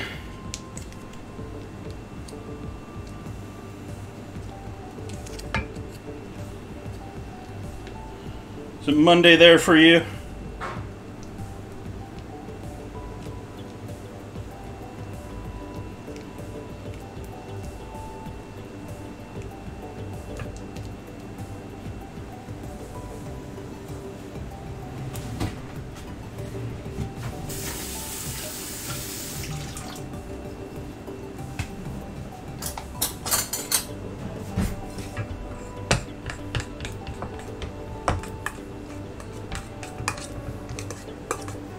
So, into our little bit of cream cheese here, let's grab a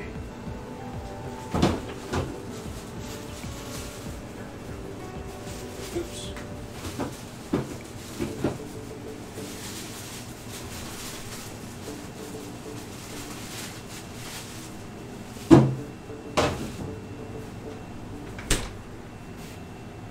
Oops.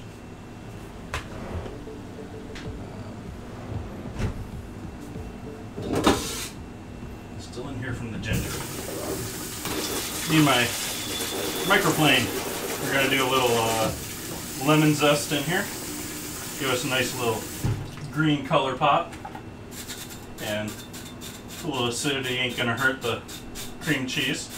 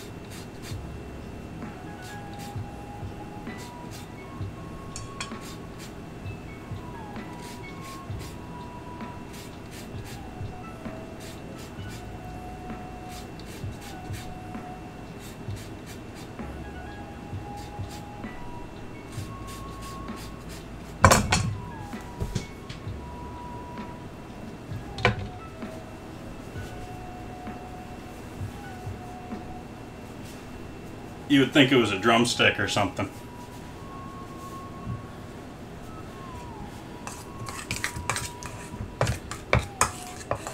So we got a little lime in there.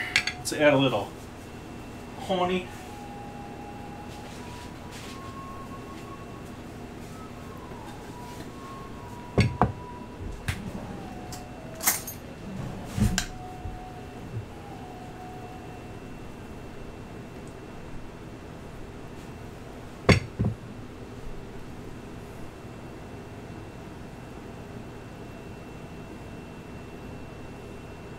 Oh wait, now I'm realizing, is this boring, Mama Bear?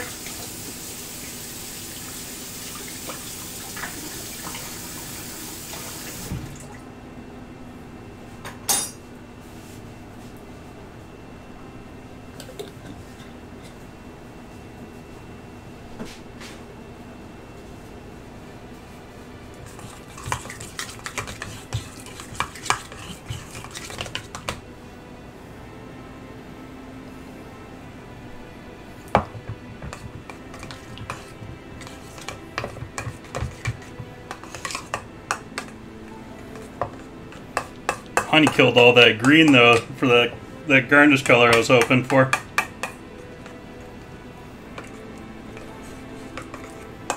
Or the honey killed all that green color. And the last thing we're adding in with all this is a little tequila.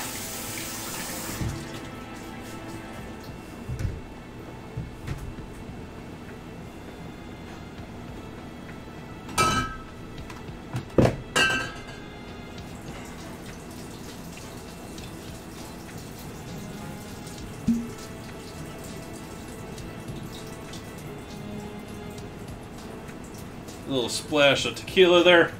We have cream cheese, lime zest, honey, and tequila. Actually, I'm going to switch to a whisk now. Get that all nicely whipped together.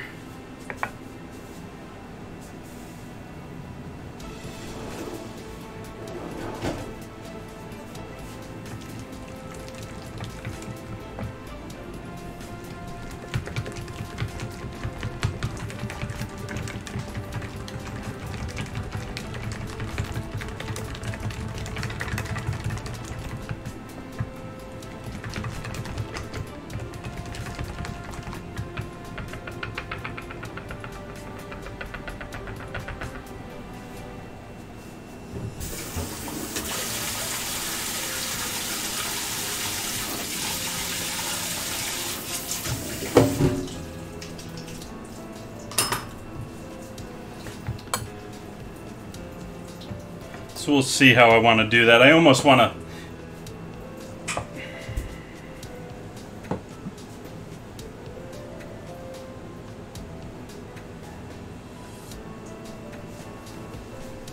Let's give it another shot. I've been horrible at cutting these guys for a while now.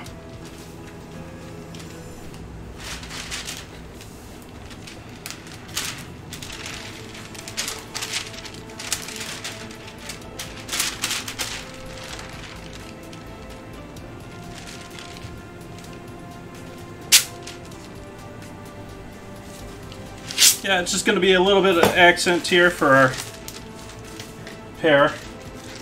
And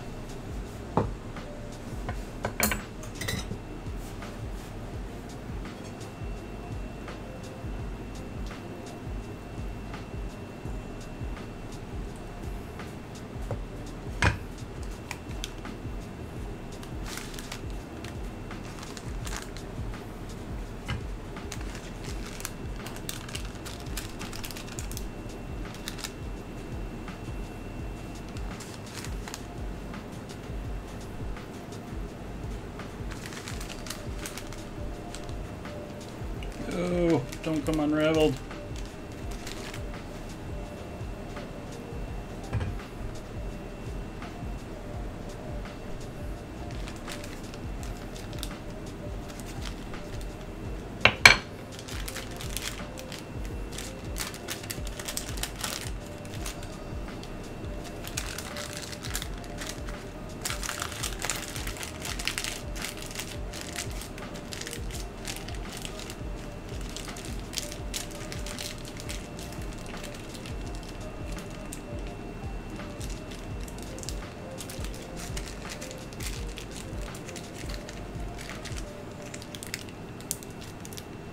Yeah, that'll work.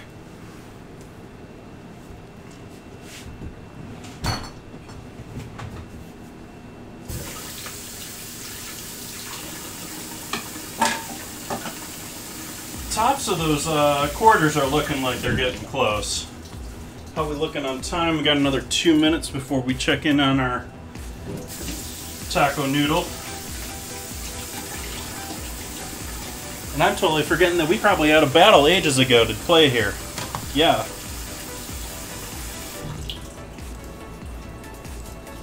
Lovely. No wonder I didn't notice it. Yay, let's watch me die.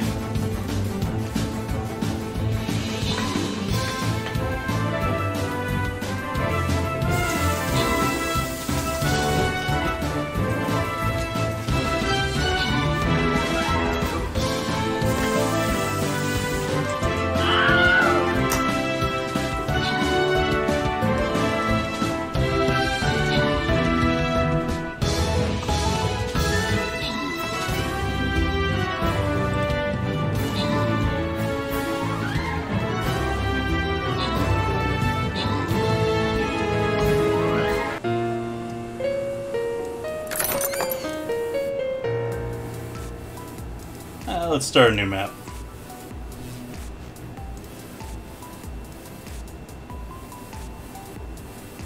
If anyone would like to join in, the link there is in chat. You can add a new character to the battlefield once every 5 minutes. Level up your own army. Works with multiple streamers, so I'm certainly not the only one out there. You can find more of them through the game.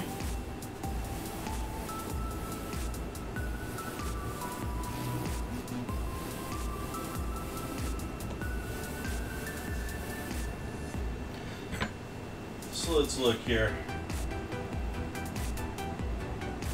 Yep, those all still need more time here.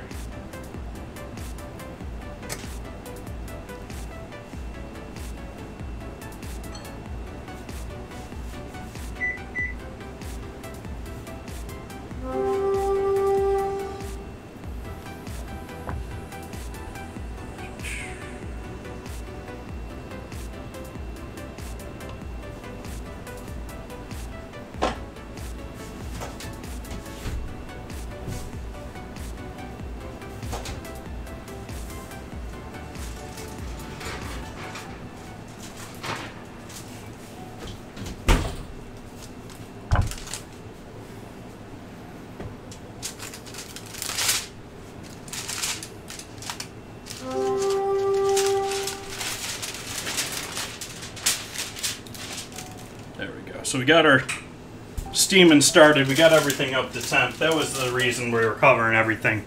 That was to speed everything up. Now we'll finish it off with it open up. But for anyone new joining in, this is what we have for our taco noodle casserole. It's a combination of pasta, ground beef, a not real Espanol sauce, but sort of a quick play off of an Espanol. And original recipe had just purchased Espanol sauce, so you can buy Espanol sauce if you want to replicate this too.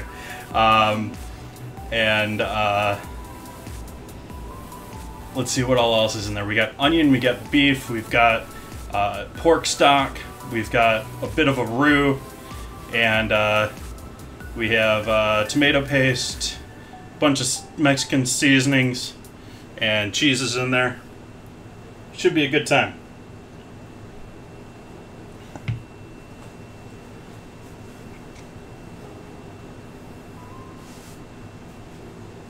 I'll take this spare piece of parchment here, and we'll use that to hold our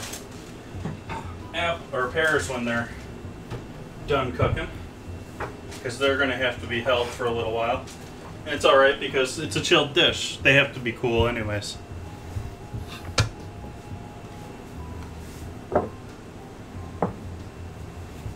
Let's do a little more green onion here for on top.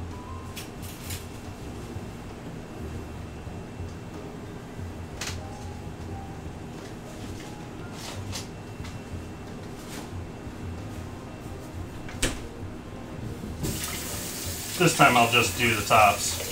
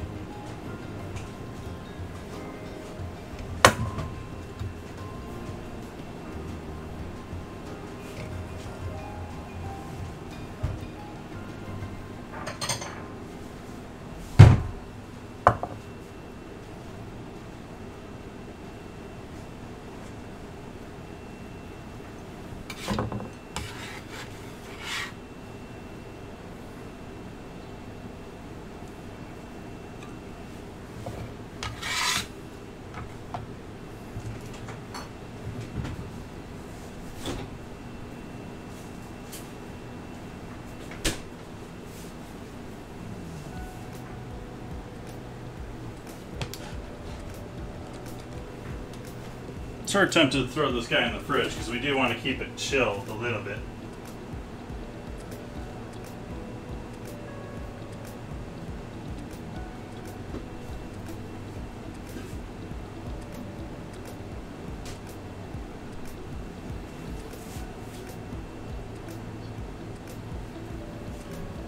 I don't know how well it picks up on camera, but we do have like this outer edge of this pear is pretty much cooked here, so we're going to turn that guy a little bit.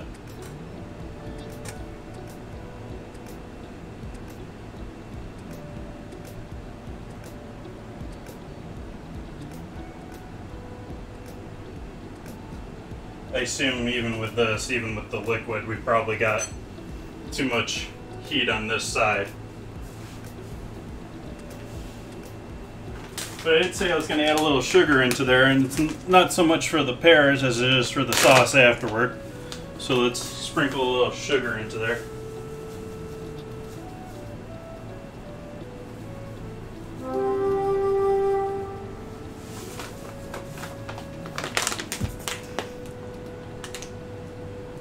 That was maybe in the ballpark of 2 tablespoons. Wasn't a quarter cup. Welcome. Is it Tele? Lele? Lele?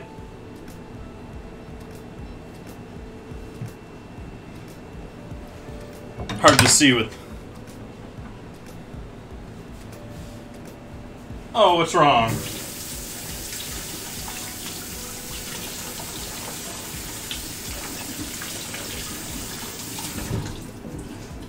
We're having a good time hanging out here making some noodles and making some pasta. Making dessert. Mostly waiting on things to cook here. We got another 18 minutes on that.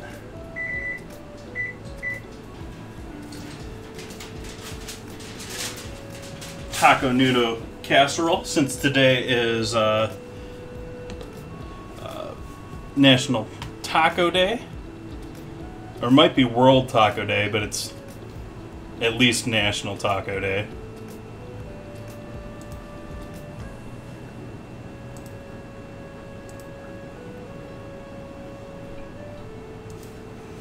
Nice.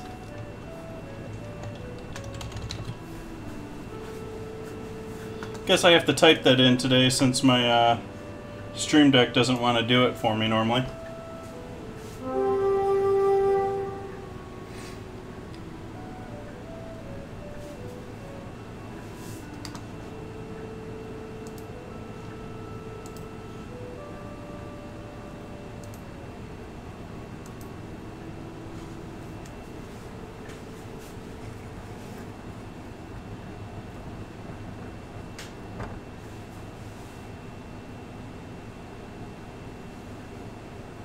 Actually, while that's continuing to cook, we're just hanging out here. We got a decent period here.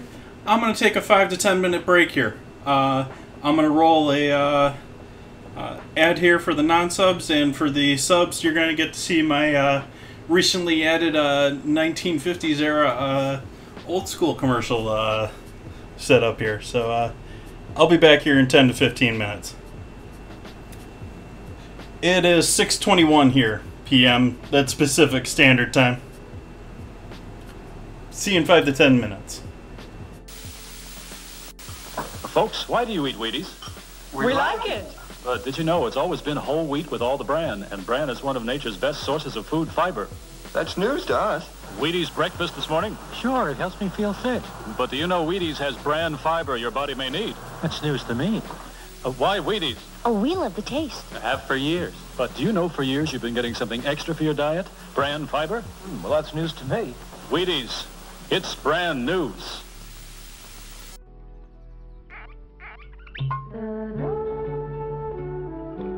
Alexis Lachine wines are full of flavor. Alexis Lachine wines are dry. Alexis Lachine wines are mellow. Drink an Alexis Lachine wine with any kind of food, or anytime you feel like relaxing with a drink. Alexis Lachine, fine French wines. Schmidt's Blue Ribbon Bread gives you 7 ounces of non-fat milk solids in every loaf, the equal of 90 quarts a year if you serve it regularly. Every sandwich you make, every snack, gives you extra milk. For wonderful flavor combined with sound food values, serve Schmidt's Blue Ribbon Bread in the pantry pack.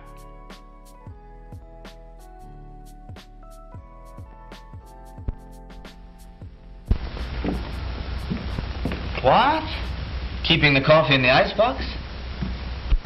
Yes, Mr. Jones, it's a new kind of coffee, roasted by a new secret process. Hence, this new none-such coffee has a different flavor, a flavor preserved by vacuum packing, the flavor retained by refrigeration after the jar has been opened. Just taste it. You can't miss that delicate aroma, that clean, mellow taste. Yes, in cooking, the way to a man's heart is most of all through the coffee pot. In every jar, you'll find 3 special pointers, valuable in all methods of making coffee. Try new none-such coffee now. Use half the jar. If not 100% satisfied, get all your money back from your grocer without argument. Special for Movie Week, only 28 cents a pound, plus 3 cents refundable deposit on the jar.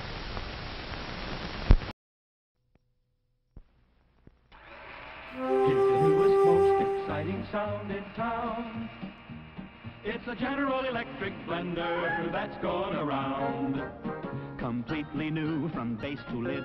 Take it apart, see what they did. The non-skid base is the lowest you'll ever see. The decanter has a 36-ounce blending capacity. The non-spill lid is really smart. For blending convenience, it comes apart. Add additional ingredients, if you will. Look, no splash, see no spill. Put them all together and you know it's true. The General Electric blender is best for you. If you want to know another reason why, it's only 10 1/2 inches high. Stores easily on the counter or on a shelf. There's 1,000 things you can make yourself. Make party spreads, great cabbage heads, blend the meatloaf for a family of 8. Make ice-cold drinks you'll appreciate. Now's the time for you to buy the General Electric blender. Did he say only 10 1/2 inches high?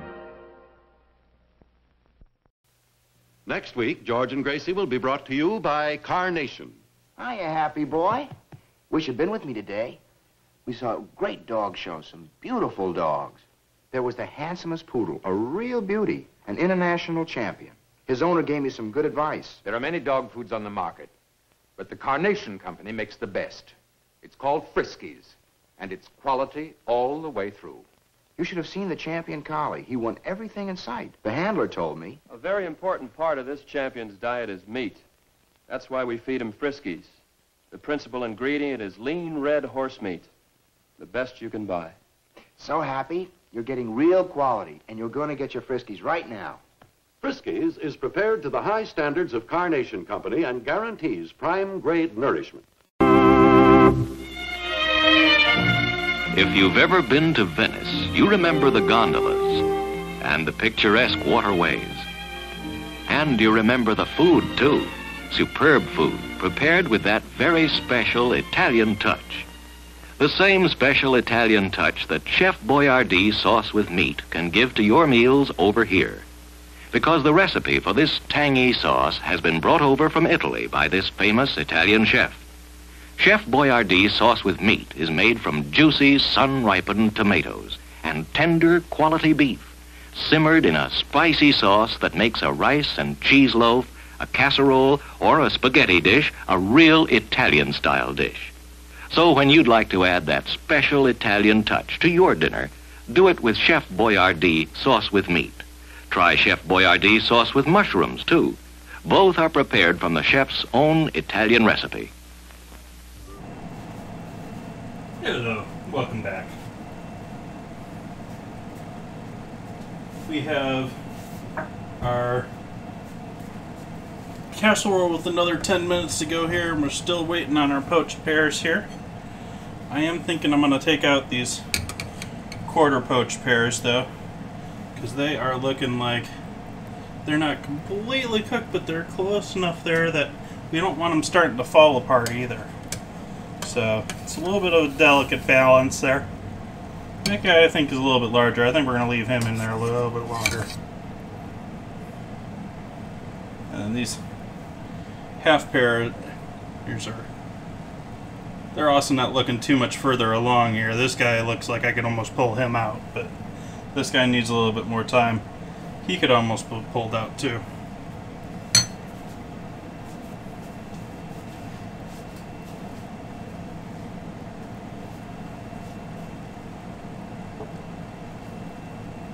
There's the last of the pico for on top.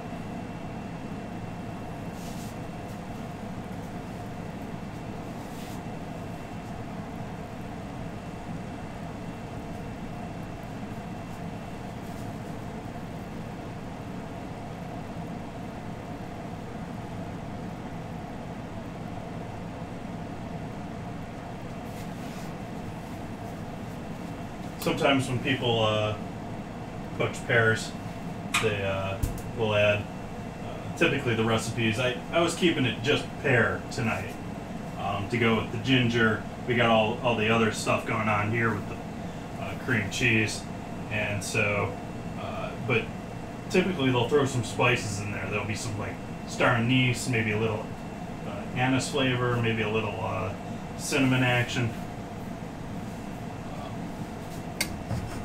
And they also typically do this with like red wine, which also perfectly gives them that beautiful pink hue as it seeps in. Just shows, it actually works better for the cooks too, because the cooks can actually see where the wine has absorbed in and where it's cooked into the actual pear.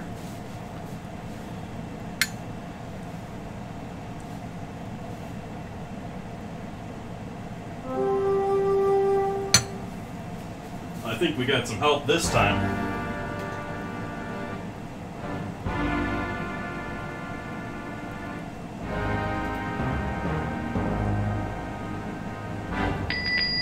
Welcome, welcome. Thank you for the raid at 8 night, Hello, everyone. We're poaching some pears. We've got. Thank you for that follow, Reese's Piece. We've got some pears poaching. I've got a taco noodle casserole in the oven. Since we're still doing the end here, this is the very end here of Noodle Week, and it's also, I don't know if it's national or world, but it's at least one of those taco day. So we're combining noodles and tacos here tonight.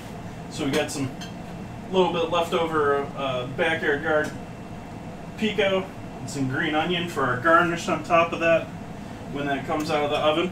That's got another 7 minutes until we give it another check. Our pears are doing nicely, and earlier I showed people how to make glass noodles, or at least the start of which. We have a solid block here essentially of starch that's infused with ginger now. Switch over the board here so you can actually see what I'm showing you. And so this is essentially clear, but it's got a little white from the air bubbles that are in it, and it's got that greenish yellow ginger hue to it as well. So full of ginger flavor. I did do this one ahead and made one here as a demonstration because it does need to chill overnight in the fridge. But that's what we're going to be making our glass noodles from.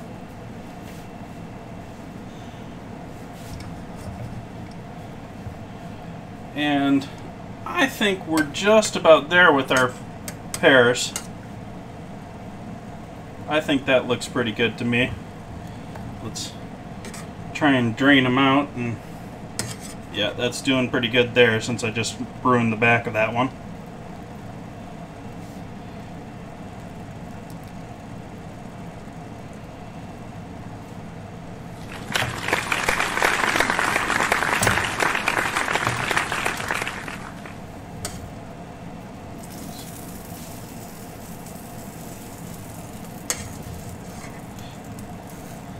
Thank you for that follow. I didn't get a chance to see who that was just yet, but give me a moment, I'll do so.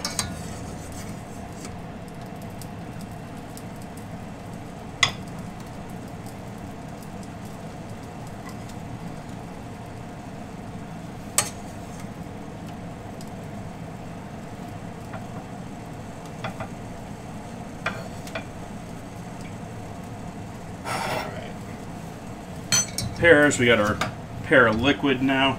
We need to chill this down real quick. So we'll do a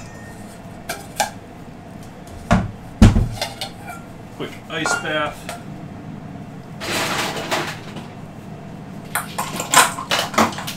So date night in, I apologize for not asking you how you're doing tonight. How was your stream today? Thank you, Naya Senpai, for that follow.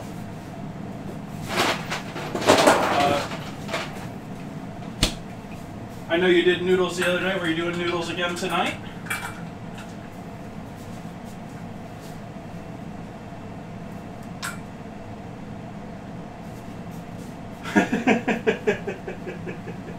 Well, thank you and welcome. I thought I had 2 bowls there. Where's the other one? There we go. So we got a little bit of ice there, and we're gonna strain. I just need a small guy for this liquid off into here.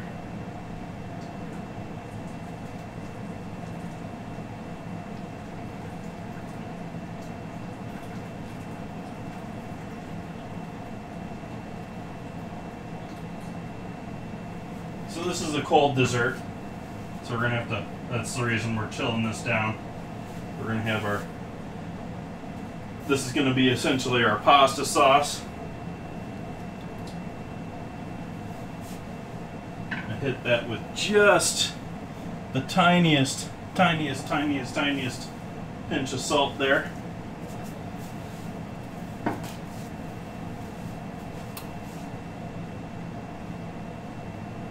Pumpkin smoothie, pumpkin chocolate energy bites,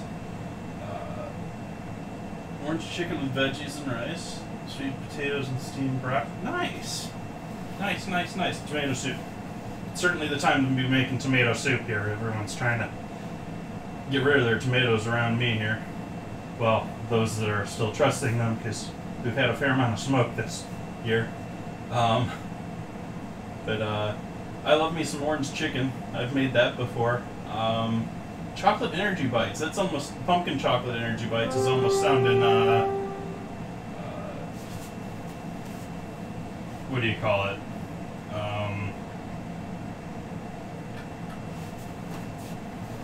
What's in your pumpkin chocolate energy bites?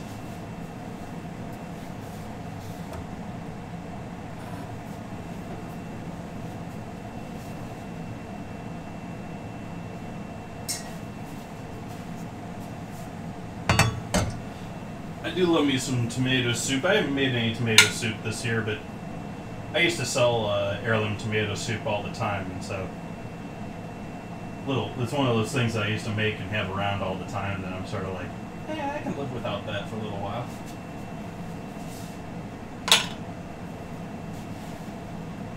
It's not on the list of things that I'm not willing to make anymore, like vichyssoise.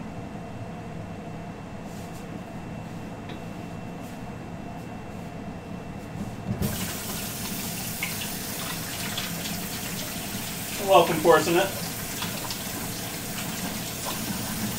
Oats, pumpkin free, chia seed, maple syrup, chocolate chips, cinnamon, vanilla, pumpkin pie spice, protein powder. Wow. That's all sorts of stuff. The chia seed's good for you, the maple syrup is good. There's no like straight sugar going there. I mean, it's still syrup, but nice. I'd eat those. What do we got left going on here? We got, let's cancel our last 30 seconds on this guy and take a look at him. Take this off the counter, or onto the counter. Room for our casserole that I'm trying to grab one-handed again.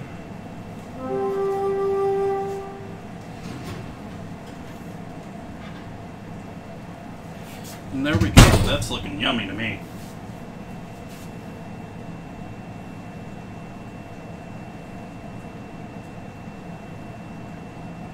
So that's beef taco casserole. We'll hit that up with a little bit of more fresh pico.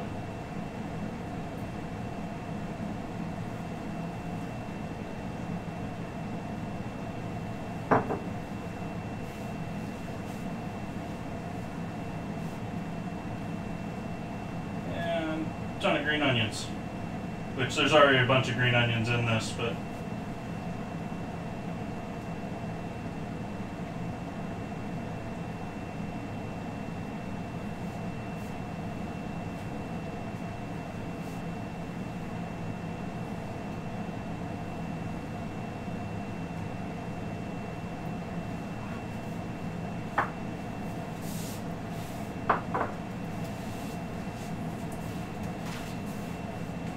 get a shot here for the Instagrams.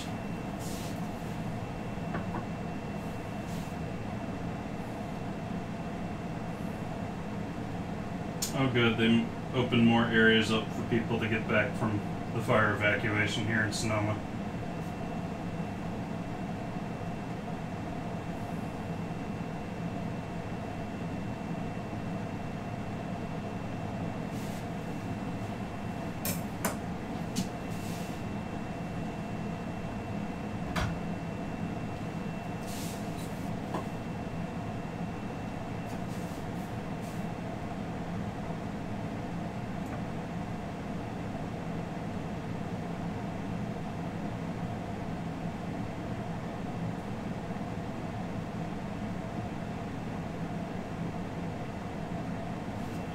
Go. So we'll let that rest and cool down a little bit before I break into that.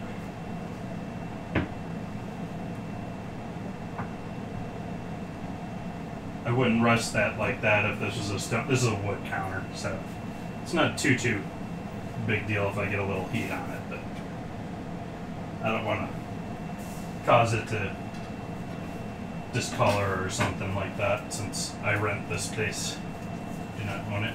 This is a mixture here of I made earlier of warmed up cream cheese, honey, lime zest, and tequila. We'll use that as a garnish to fill the center of the pears.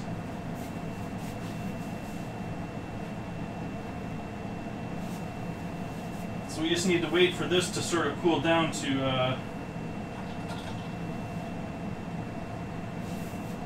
room temp or so here.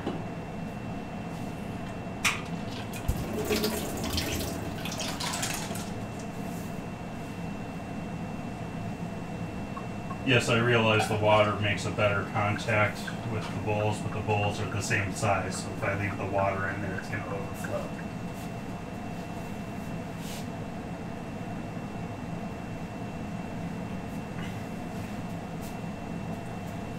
These guys.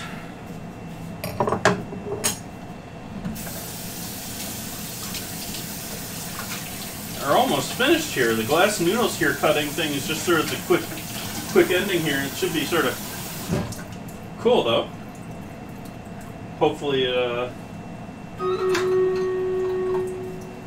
works a little bit better here. Oh, we got another battle. That's nicely timed here. If you guys aren't familiar, I have Stream Raiders here. So we have a battle every 30 minutes, if I remember to do it. And we have a fair number of people joining. We got Head Mama Bear and Westface in here.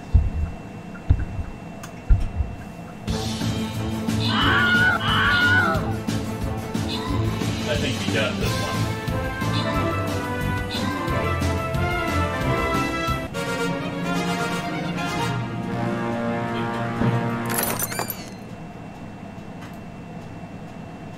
Let's head Mama Bear.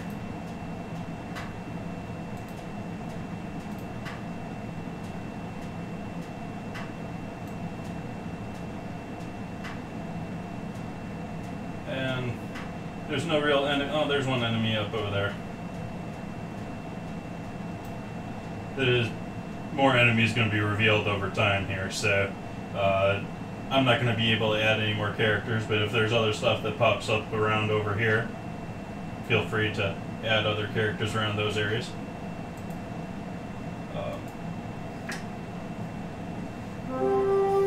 Also, for anyone new to the channel, I've said this once before already, but I'll repeat myself. We have a vote going on in Discord. I'm starting weekly votes in Discord between odd ingredients for me to have to use in my Wednesday meals. And so right now we have a vote going on in my Discord between hot dog water and popcorn. When I started the stream, I haven't seen it since the stream started, but when the stream started, popcorn was in the lead. And so whichever one wins that poll, I'm going to have to cook with as an actual ingredient in my meal, in my dinner on Wednesday. And there is another channel there on the Discord if you want to give other suggestions or ideas, things like kiwi, pocky, spam are already on the list for people to give their opinions on. And so that's sort of my new thing here with Wednesdays. Otherwise, there's a long list of the rest of the month of upcoming dates down in my Twitch info section in the cards. Let's see here. We got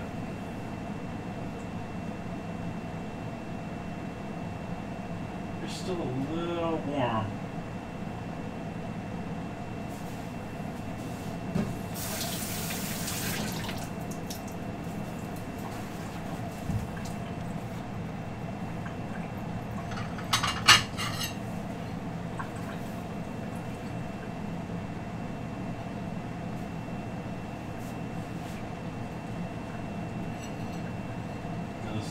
Final plate for that main glass noodle source.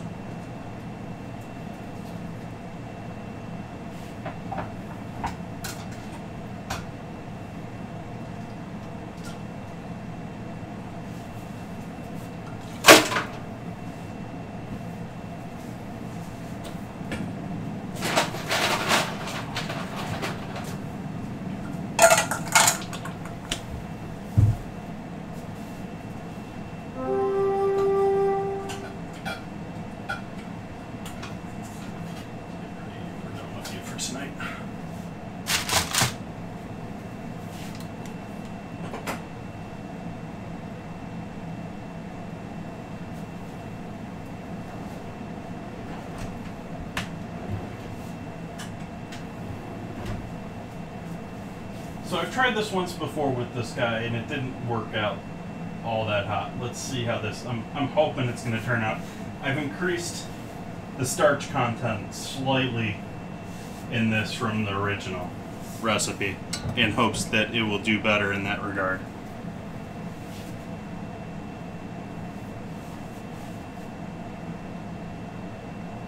So, wish I could give you guys.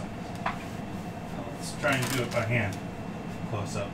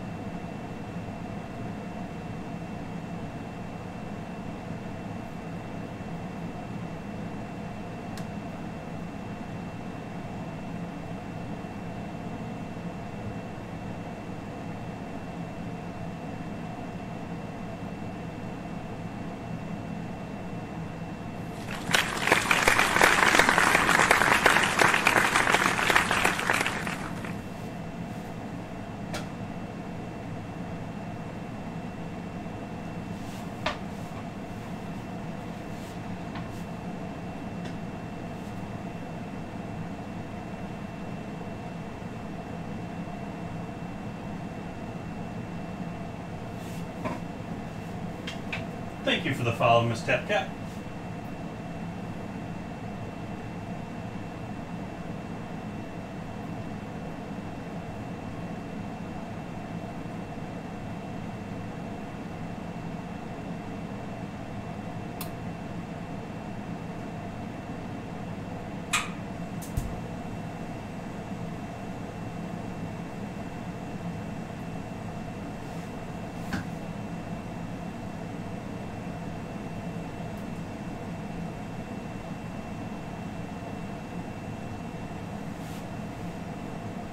So those just joining, this is a ginger-infused block of essentially just water and starch.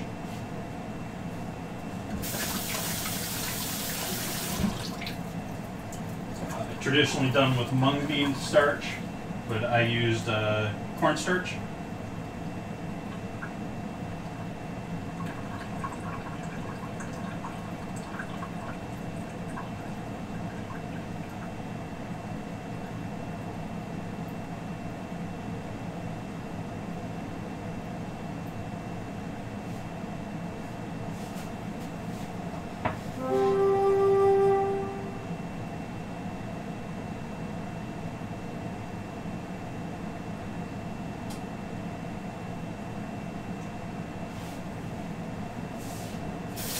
Really fragile.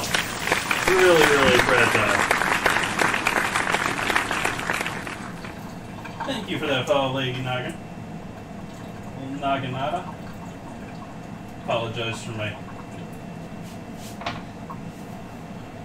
horrible multi-state and accent and inability to properly pronounce international names.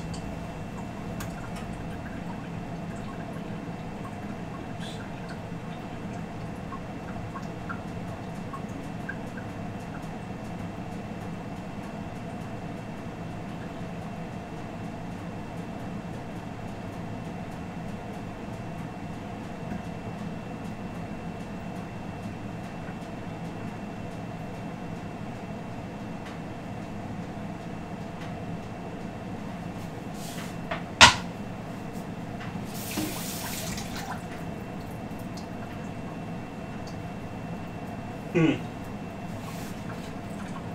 I just stop the music again? Bay music. There we go.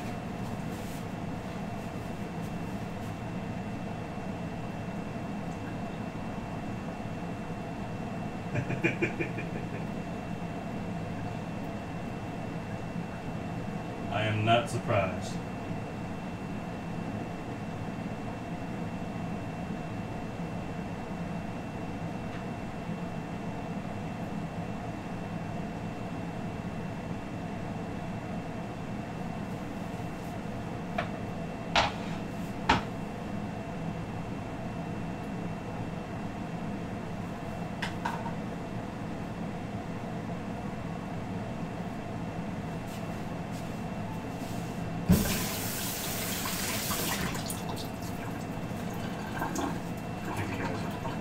Close up on those guys. They've become like individual strands. Pasta now. Noodles. We have noodles.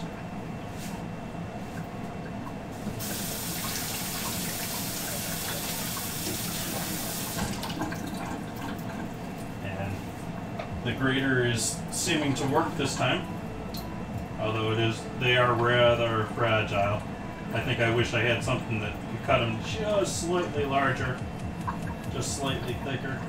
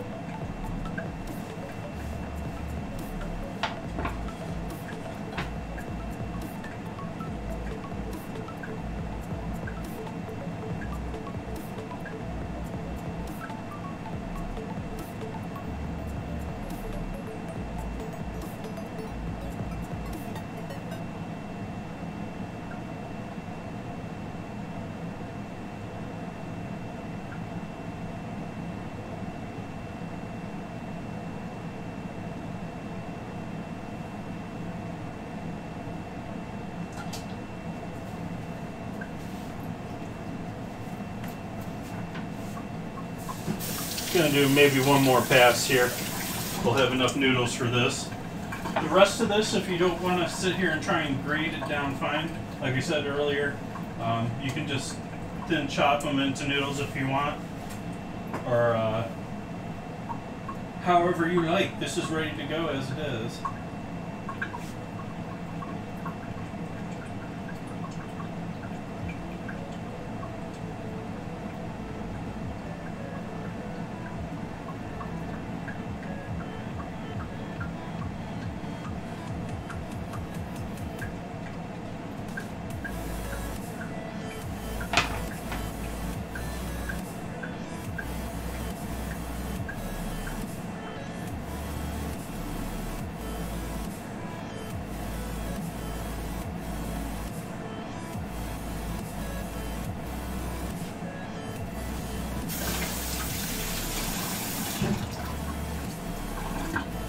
So I think I'm going to call it with that there. But I could get at least another good 3-4 slices passes out of that with this grater, and probably a heck more just chopping it up with my knife.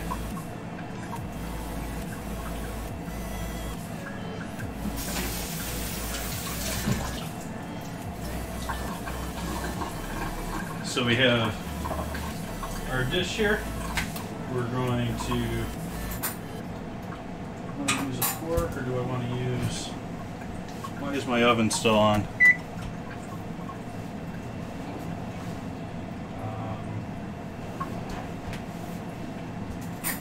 Yeah, let's use a fork.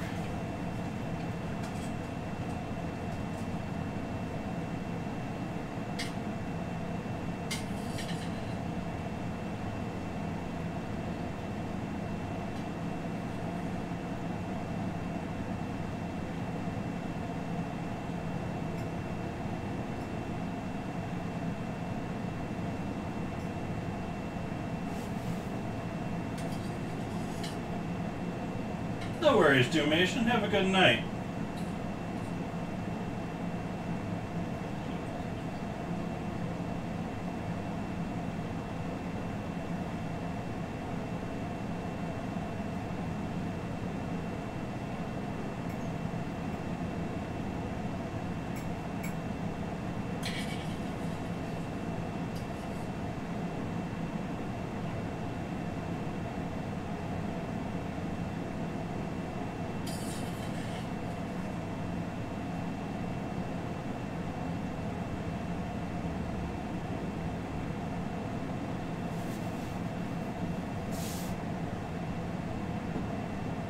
So we have our fine strand glass noodles.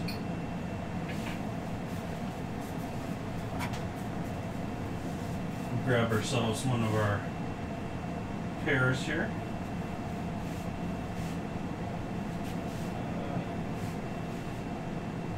Actually, thinking this guy right here. Which these were poached for 20 to 40 minutes with Pear cider. Looking a little pale there on the camera, I apologize for that. And then we have our cream cheese filling for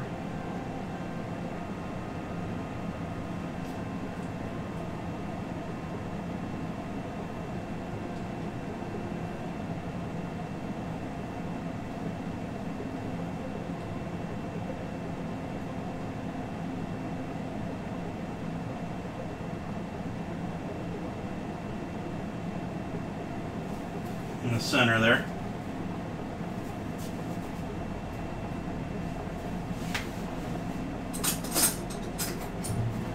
That was not piped as nicely as I wanted it to there. My lovely handmade piping bag there was not up to the task.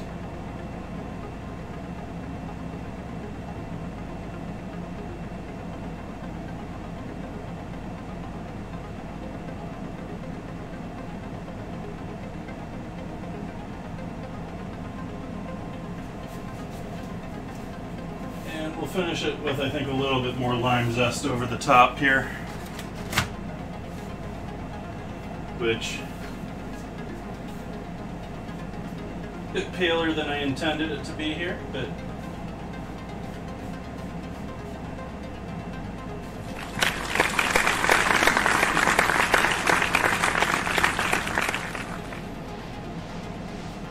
thank you for that follow, Kitchen Confidence.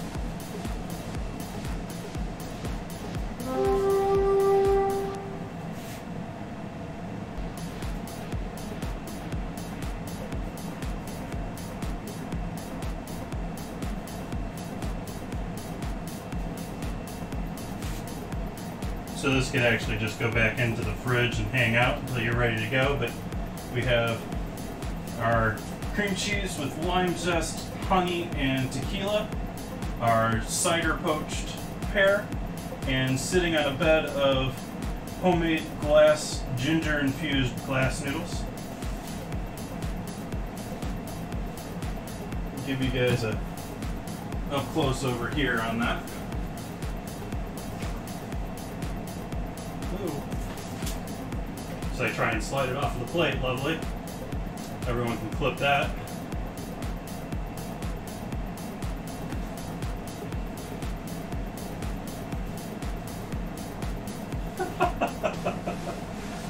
So, we still got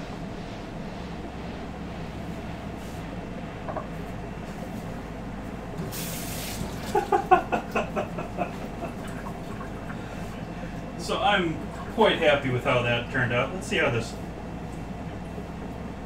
Ooh, that's yummy. Yeah, that's yummy. So happy with that. Sort of wish I could have gotten some more color in there. Maybe I should have done a wine poached pear to contrast with the pale noodles. And then we have our taco noodle casserole once more. Give you guys a shot of this one with hopefully me not knocking it on the floor here.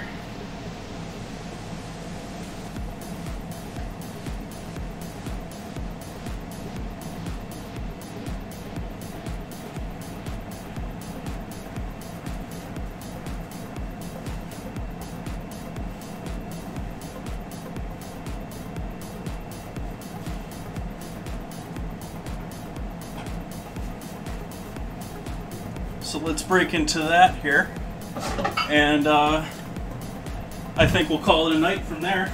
I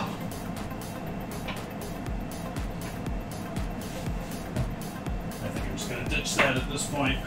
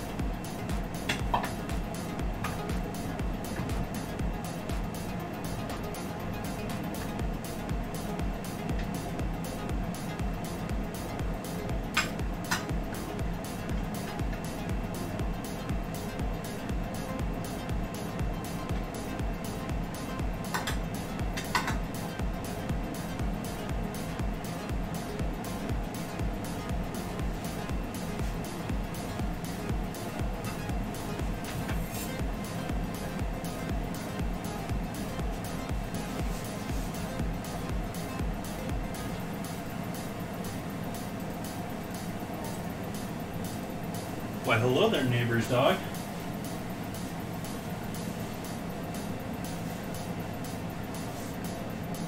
Take a photo here for the Instagrams.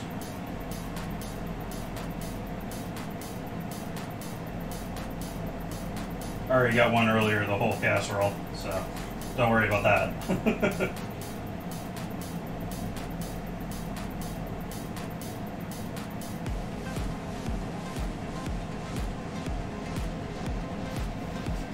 Awesome.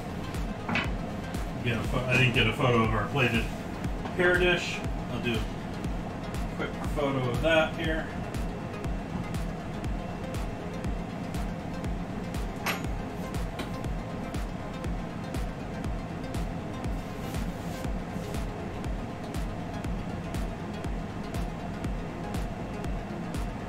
photos as always. They'll be up on the Instagrams. I'll probably throw the Pear up on Twitter.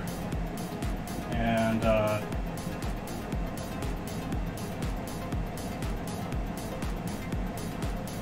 everything on Discord as always. In the food pics section, which all of you are welcome to add your own food pictures to. There we go.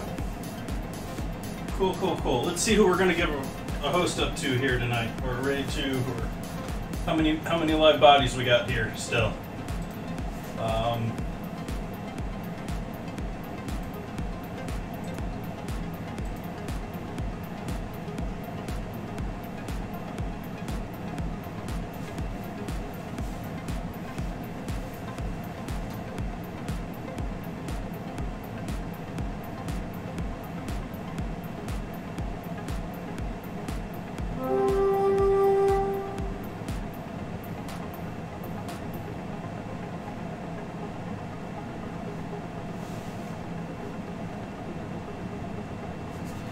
Why don't we go say hello to John and continue the noodle cooking train on here.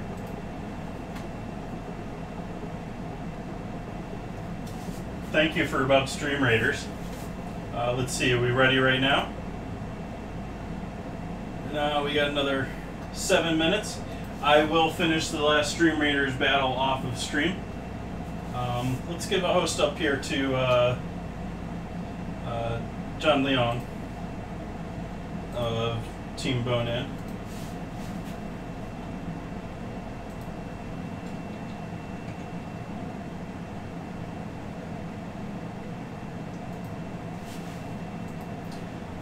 He is continuing Noodle Week. I hope you guys all have a great night. I am going to go and enjoy this lovely bowl of noodles. I will be back here on Wednesday. I cook Wednesday, Friday, and Sunday evenings.